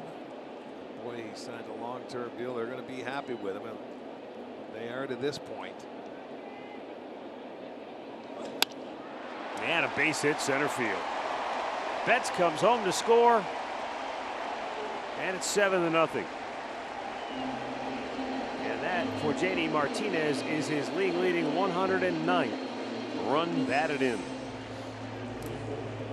You know, it's not like this guy tries to launch. Like you said, he keeps that bat through the hitting area for so long. That ball was inside, and he didn't try to pull it. He stayed right on it, takes a line drive up the middle, gets himself an RBI. So 3 straight hits, or excuse me, 3 singles in this inning. Martinez has now hit in 15 straight games against the Indians.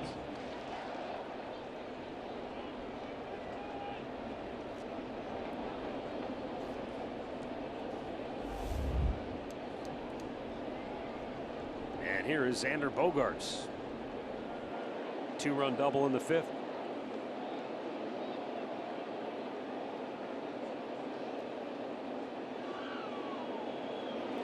His double was a weird one, and he had another base hit like this earlier in the series where he topped it and rolled it out in front of home plate, and that ball had such high spin it got over Ramirez's head.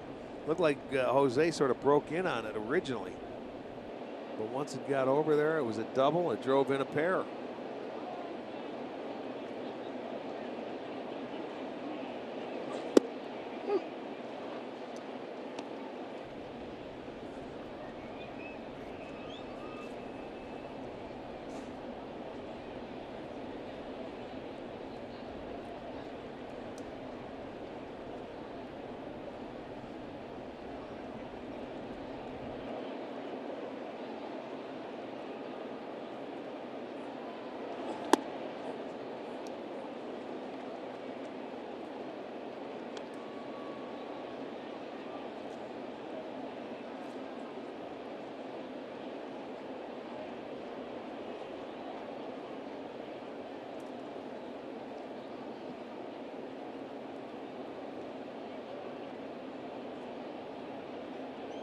Xander Bogaerts has been big trouble for the Indians. He's driven in 8 runs in the series.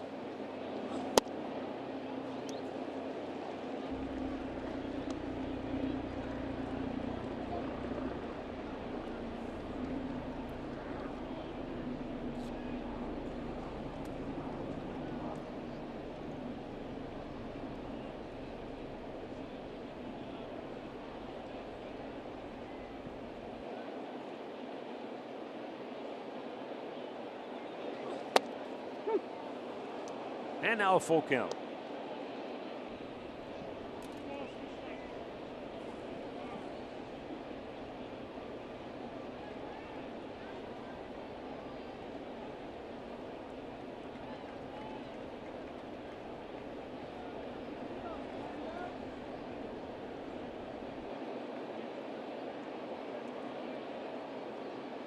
Now the 3-2 pitch. Swung out and missed. Josh Tomlin strikes him out. And there are 2 down here in the 6th inning. Comes back. It looked like a cut fastball that he's going to get Bogaerts to go after right on the outside edge. It was down. He was double checking to see if it was a strike, and it certainly was.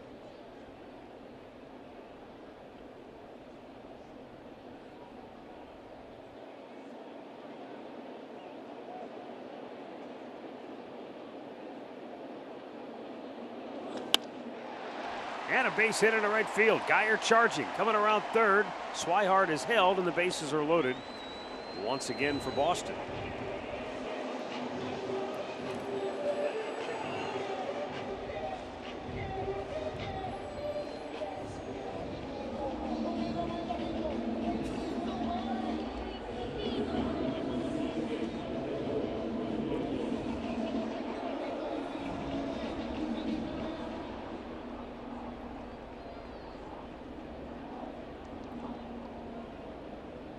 Nunez gets a chance now, who had a 2-run double back in the 5th.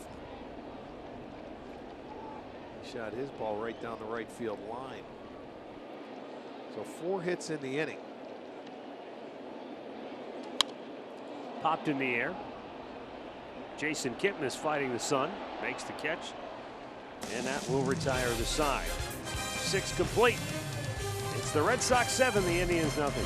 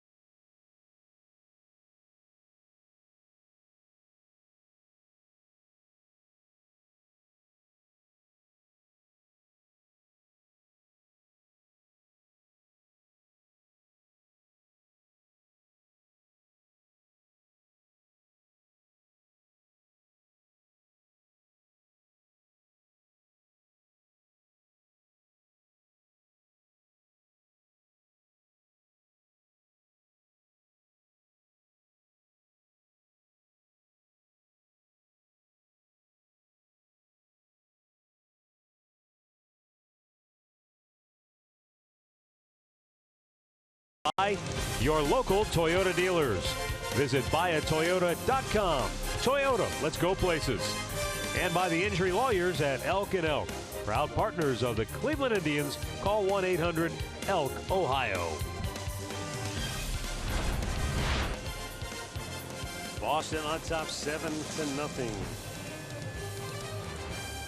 And it's time for the 7th inning as Yandy Diaz, Jose Ramirez, Edwin Encarnacion bat for Cleveland against David Price.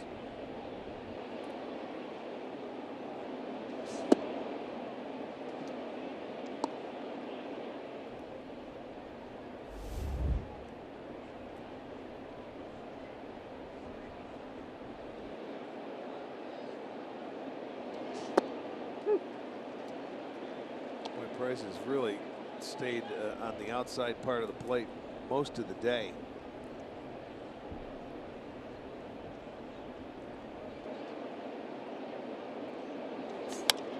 Yandy bloops one right field. That's dropping, and it will get in for a hit. There you go. You catch a break there, Yandy. Second hit of the day for Cleveland.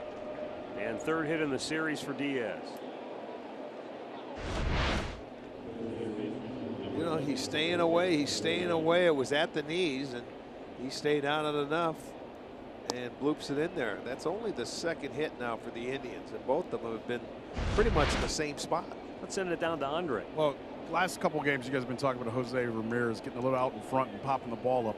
And talking to him this morning before the game, he told me that his timing is off. He says he's just a click off right now. He doesn't know if it's because of all the off-speed pitches he's seen, but he just said his timing is just off just a tad right now.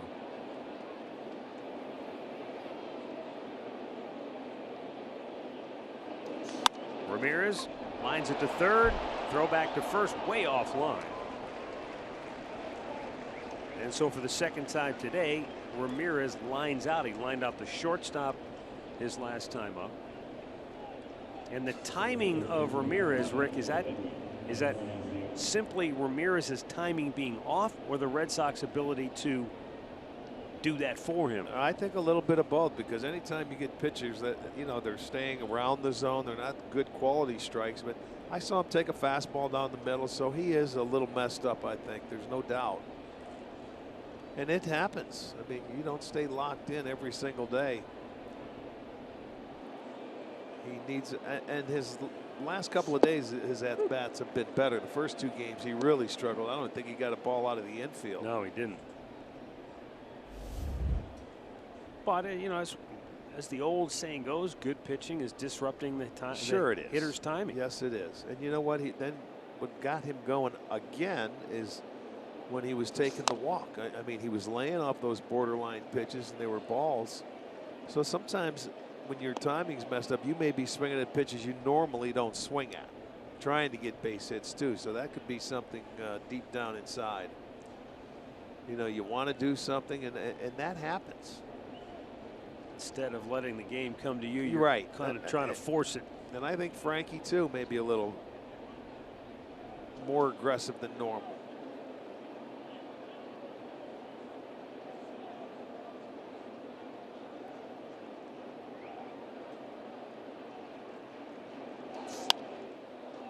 Fouled back, out of play. Edwin Encarnacion is trying for 30 home runs in 7 consecutive seasons. He's done that in 6 straight. And he's the only player to hit 30 or more in each of the last 6 seasons.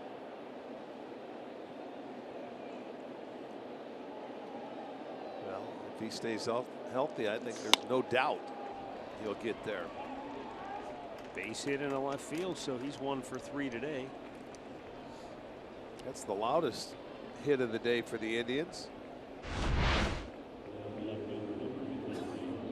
There it goes. That's a fastball that he tried to get in, and it was elevated a little bit, and then he got right on top of it, hit it in the left.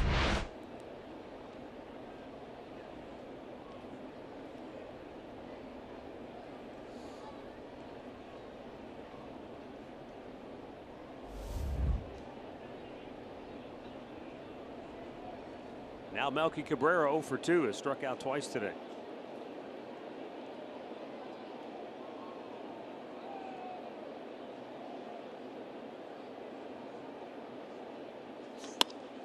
There's a liner and a double play to end the inning.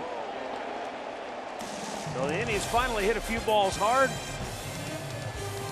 and they line into a double play. Stretch time in Boston.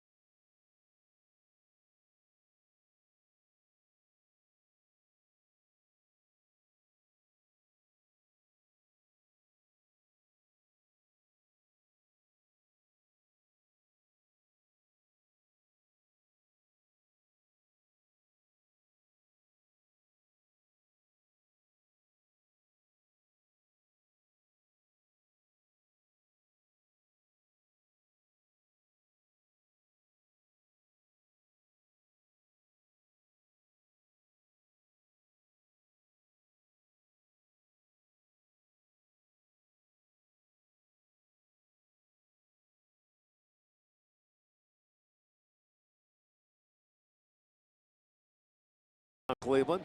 Catch performances by New Order, the Ivette Brothers, Cesar, AWOL Nation, the Revivalists, Cake, and many more.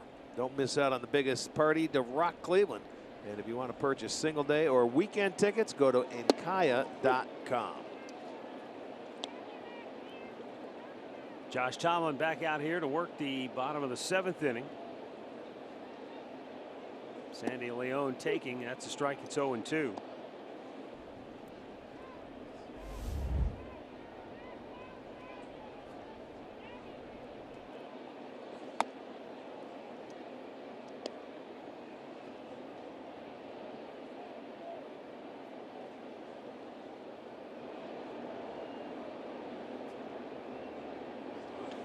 Ground ball. This is right to Lindor. And Leon is retired, 1 away. Well, this is kind of a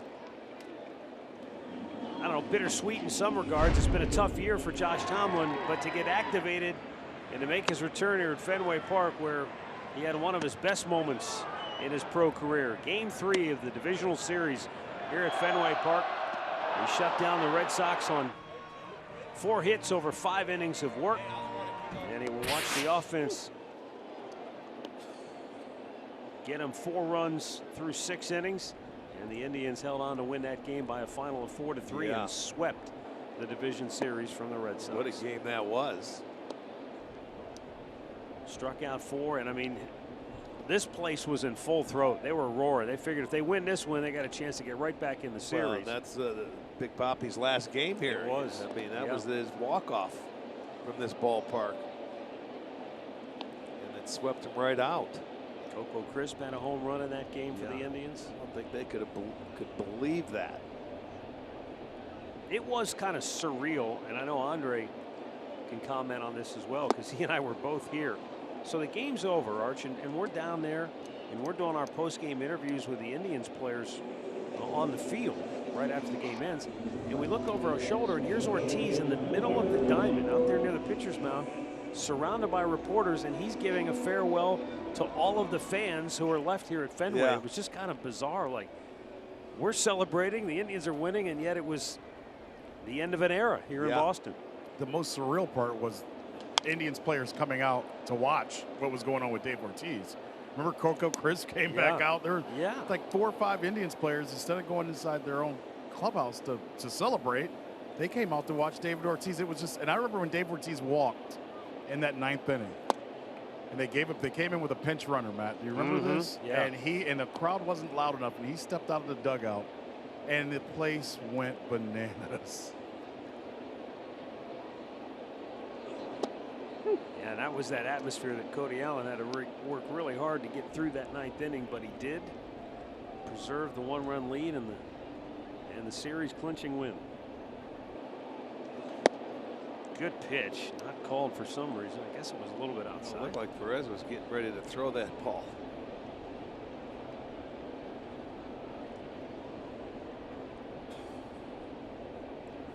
Two and two the count.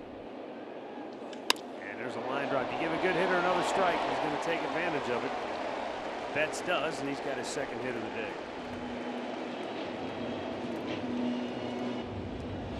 Well, he can hit a fastball. That's hit number 12 now for the Red Sox.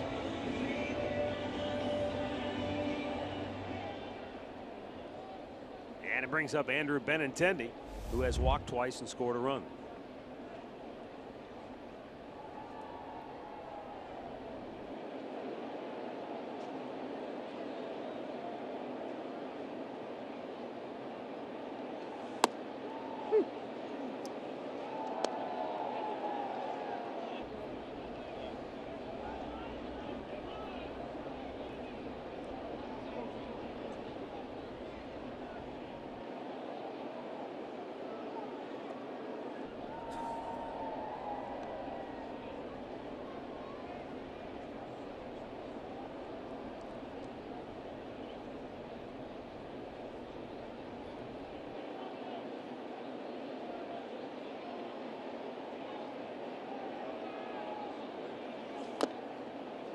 Benintendi got a piece.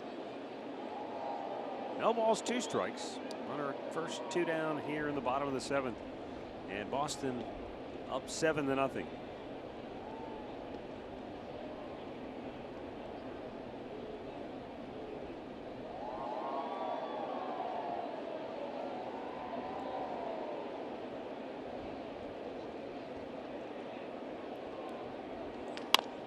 That's in the hole, but Ramirez, or rather Lindor's there to cut it off, and a good throw to first to get Benintendi.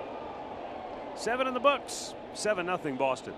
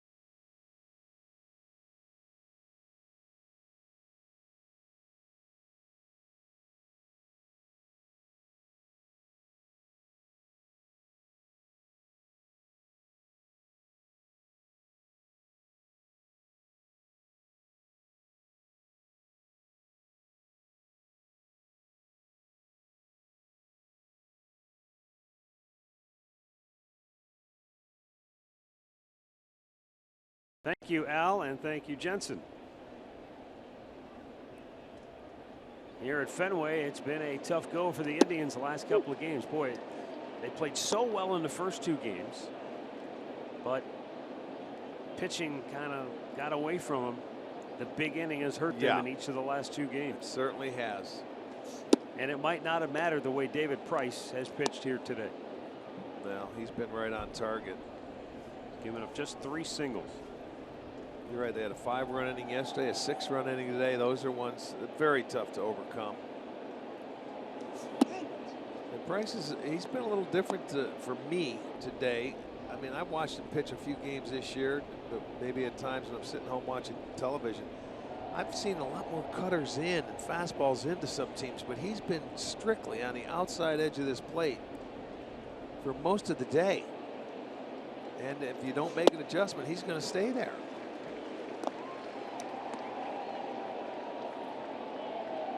He's given up 3 hits, a couple of blue pits, and one that Encarnacion had last inning. Fastballs, changeups, and cutters. There's one. And of course, who's it going to hit?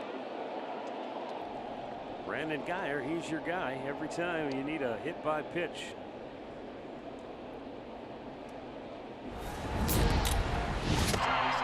Our Miller hold true moment. Just check it out and watch all the pitches on the outside edge of the plate. A changeup. There's one going inside. Outer edge. There's a cutter. Fastball. And you see, he just teases you, and the minute you think you got to go out and get him, he hasn't thrown enough inside to where you can really be looking for anything in there.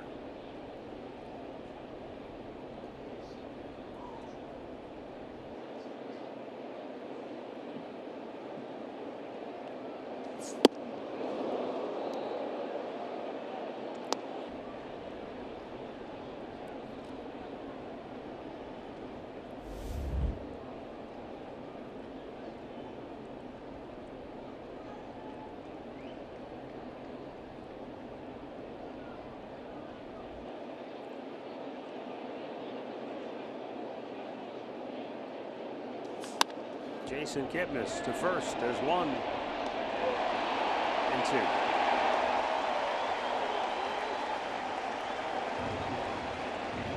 So a double play.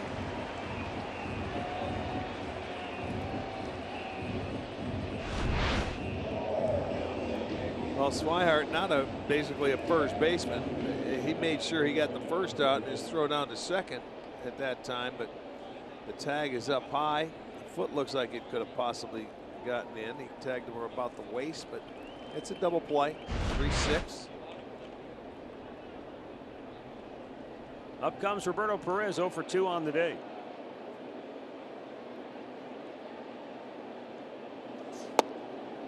Now, Rick, it would appear that Boston is getting some return on their investment. They gave David Price a 7-year deal and an annual average of $31 million per season.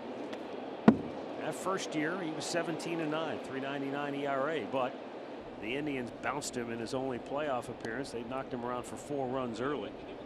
And then last year was just an unmitigated disaster. Injury, poor performance, a dispute with Dennis Eckersley off the air, which was ridiculous. And now this year, he's bounced back. He has bounced back, but he still hasn't won a playoff game yet. And that's the one thing that they care about here. You know, this whole staff, they got to come back, and they have some very good starters. You know, they're going to get Rodriguez back. They have Chris Sale. They've got this guy. They've got some excellent starters. But you're going to have to do it in October and win a series and move on. Doesn't matter how many, and they're having a wonderful year here. They're going to have to go into those playoffs, and they are certainly going to have to win. And Alex Cora is the man in charge, just taking over this year.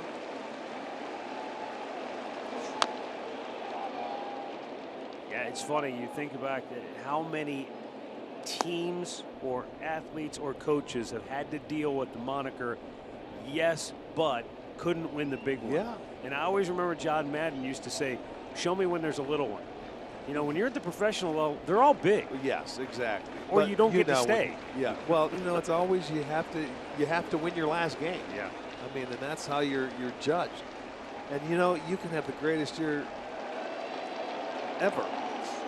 But if you're not the last man standing, right, nobody cares. Yet not the icing on top of the cake. Now, Price has been sensational. No other way about it. He has dominated, and the Indians are down 7-0.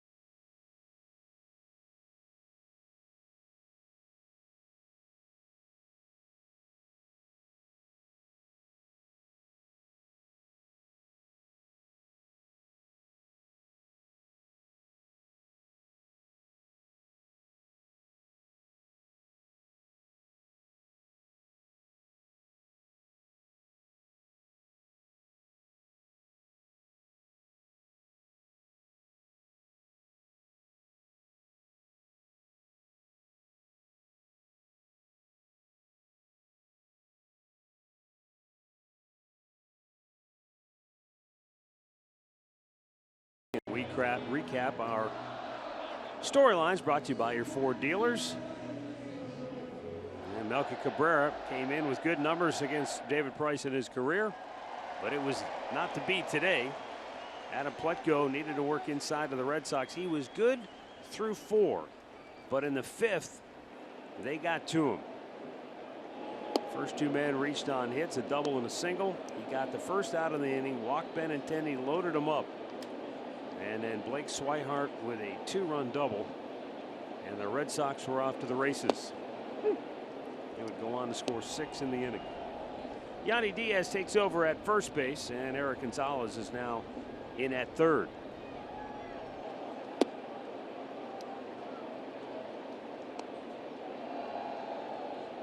Indians will take a flight to Kansas City tonight and open a weekend series against the Royals tomorrow in KC.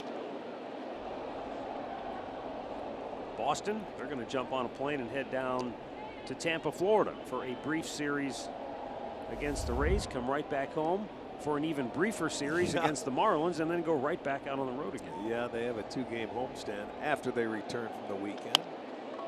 To first, Yandy Diaz with a nice backhanded play and a flip to Tomlin, 1 down.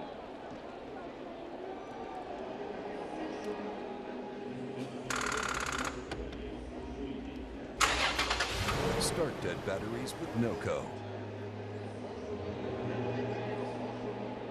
7-0 Boston. J.D. Martinez the batter. RBI single his last time up.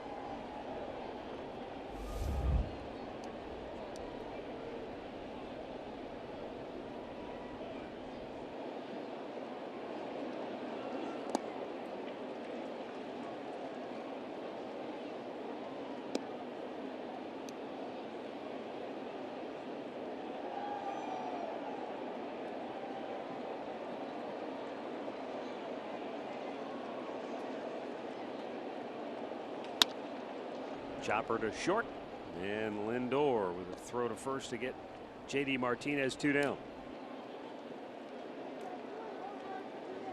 Tonight on Fox, it's the #1 draft pick, Baker Mayfield, taking on the defending Super Bowl champion Eagles in a preseason shootout. Eagles Browns tonight at 8 Eastern on Fox, or stream all the action live on the Fox Sports app.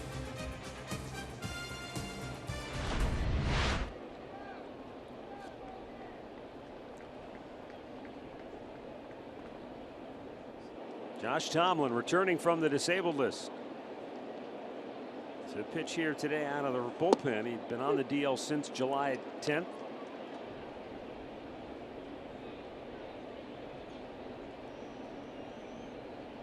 He had pitched 4 rehab stints in the minor leagues before getting activated.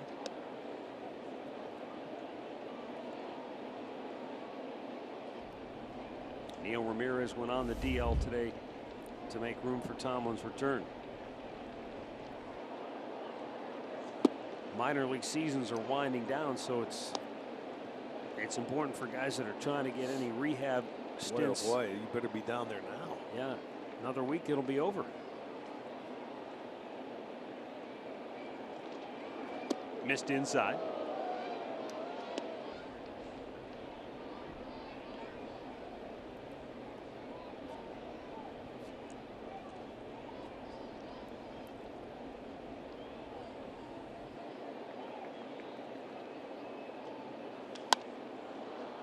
Bogarts pops one to left. Melky Cabrera. And Josh Tomlin is giving the Indians bullpen a breather with 3 innings of relief work here today.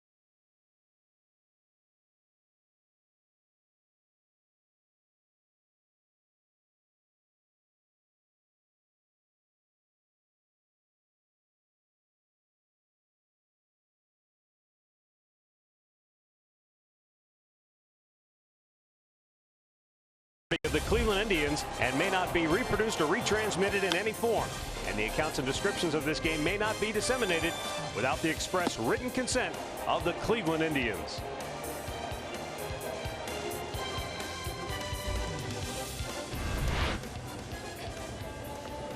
Tyler Thornburg is the new pitcher for Boston as we go to the 9th inning. 19th appearance of the year for Thornburg. He takes over for David Price, who pitched 8 3-hit shutout innings this afternoon, striking out 7, did not walk about it. He was very good today, no question. For Cleveland, Greg Allen, Frankie Lindor, and Yandy Diaz will bat in the 9th.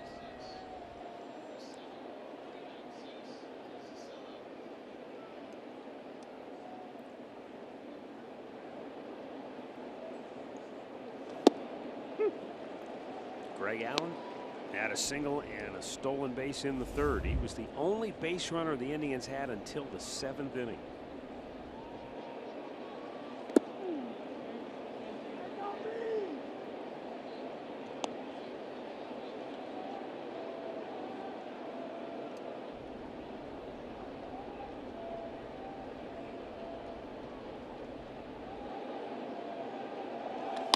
Greg Allen bangs one right back through the middle. So the Indians center fielder has 2 hits today. Pat O'Brien Chevrolet play of the game back in the 5th. If you missed it, this is what started the scoring for the Red Sox. It was a 2-run double by Blake Swihart. It was the first of 3 2-run doubles in the 5th inning. Yeah, and he just got too much of the plate on that one. He just fouled off a couple of pitches when he was down and away. That one caught a little bit of the plate. It got him on the board, and they didn't stop. A big inning, a 6-runner. Second straight night.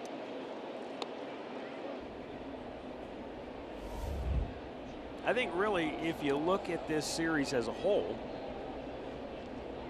I think both teams will leave this 4-game series and say, well, we saw some good things, and we still have some work to do. Well, that's what a 4-game series is tough to win, no matter who you are. And I don't care how well you play. But you come in here, and the Indians did something that you don't do. You won 3 in a row here, going back to last year. Yeah. They won the first 2 games of the series, and things were set up. And then you had Carrasco, one of your best pitchers, going in game number 3, and he went out there and he didn't pitch the way he should have pitched. That, to me, that was the key. Carrasco had to toughen up. He didn't pitch well. He didn't pitch inside, and they hit him around. And they had that 5-run inning. And what did he give you? 3 1/3, 3 2/3. That was it. Or it could have been different. I thought Plutko came out for his first start in Fenway Park and did a heck of a job right there until he got to the 5th, and then he was getting right around that 100 pitch mark, and he made a couple of mistakes. But other than that, I thought the Indians were fine. They were set up to have a good series. But you come out splitting and you take it. You split on the road, especially against the good teams, and you're fine with it. And the only thing I'll say to that is, and I happen to agree with everything you just said. I think you're right on point. The only thing that I'll add to that, though, because he's batting right now, is something that Francisco Lindor said to me the first day of spring training. And he said, my mentality, what I want to take into the season is we have to finish. 2 years ago, we were up 3-1. We didn't finish. Last year, we were up 2-0 in the division series. Didn't finish. So I look at this series. They're up 2-0. Got to win 1 out of the last 2 to take the series. Right. And again, they did not finish the series. Well, so I think for Lindor and the rest of the ball club, they'll come out of here saying, okay, we played well, but we still didn't finish. We had the opportunity. That's something they have to really. I don't know how you do that, Arch. I don't know what the difference is. I think it's focus, man, and it's total team. Everybody's got to be in the same mentality. And this is the first, really good team they played in quite a while. Lindor rifles one into center field. You see him after he hit that pitch. He went down there and he just dropped his bat. And he was talking to himself right there, saying it's about time. So he comes back and watch him if we have it. Look, and he picked that up off the ground. Watch him flip the bat and walk it. See? Yeah. He's sitting there talking to himself. No kidding. It's about time. So back-to-back hits. Oh, I guarantee he's not happy with the way things have gone in the last 2 games. Not just for him personally, because I think he truly can care less how he does as long as they win the games. I totally understand what you're saying. I'll tell you who really had a coming out party in here was Greg Allen, who had a heck of a series. First couple games, he changed it. And nice to see after the 14-game streak ended, he bounces right back with 2 hits today. Exactly.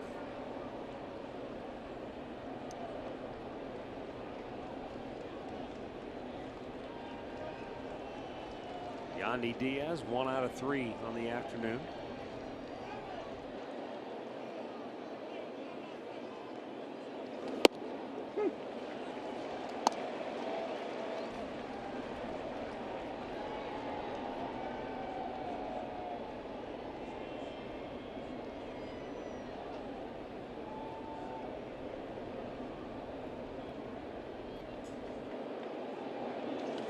Out of play to the right.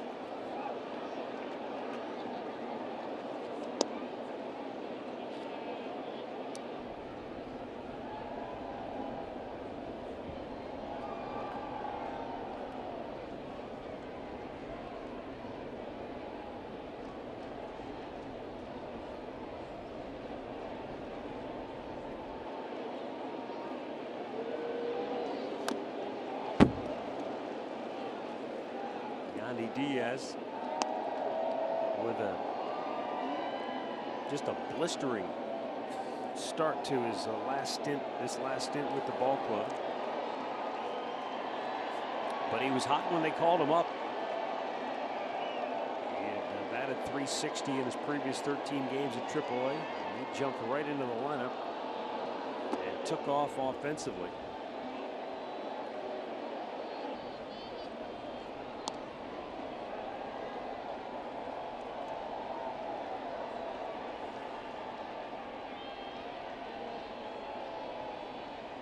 Eric Gonzalez waiting on deck.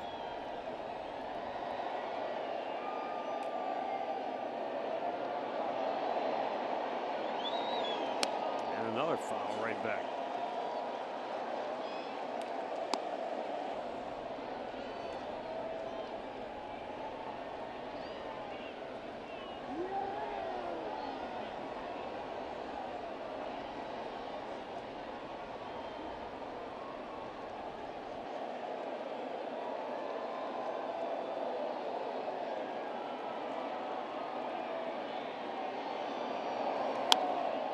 Gandhi sends one right back our way.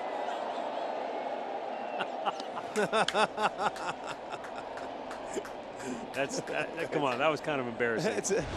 What are you doing? Watch this. Get out of the way and pick it up when it stops rolling.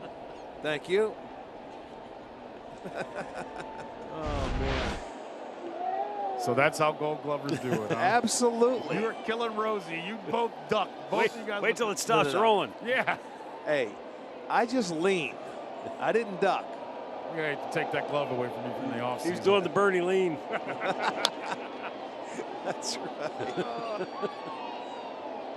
Oh, Rosie, you never go get him. Look at you. I'm taking Rosie's side tonight. Good. Come on up. You can stay here. I want to see you charge it. I don't charge him. I duck too.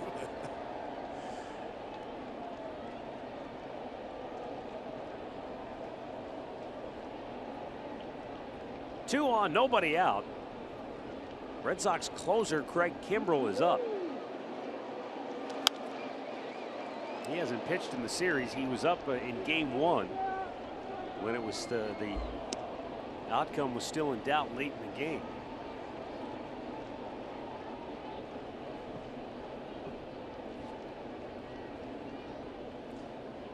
He's putting up a pretty good at bat here, man. He's falling off everything he's throwing. Now Kimbrell is set down and Ryan Brazier has begun to loosen. Kimbrell may have just been getting work. Yeah.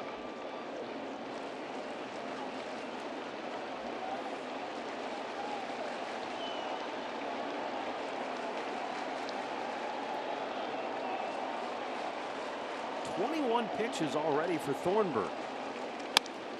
And a ball scorched to Bogarts. They get one there and turn the double play. Yanni hit it hard, but it was like a bug on a rug. It ran right to Bogarts. And then he had to actually wait for Holt to get to second base to turn the double play.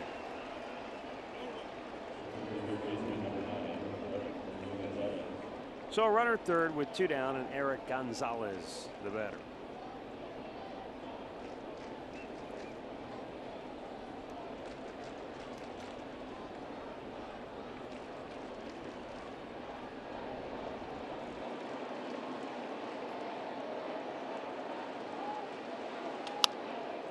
Pop up. Should do it. Left field, Benintendi. And that's the ball game. The Indians and the Red Sox split the 4-gamer. Boston shuts out Cleveland by a final of 7-0, and they move into a tie with the Indians with their 13th shutout of the season.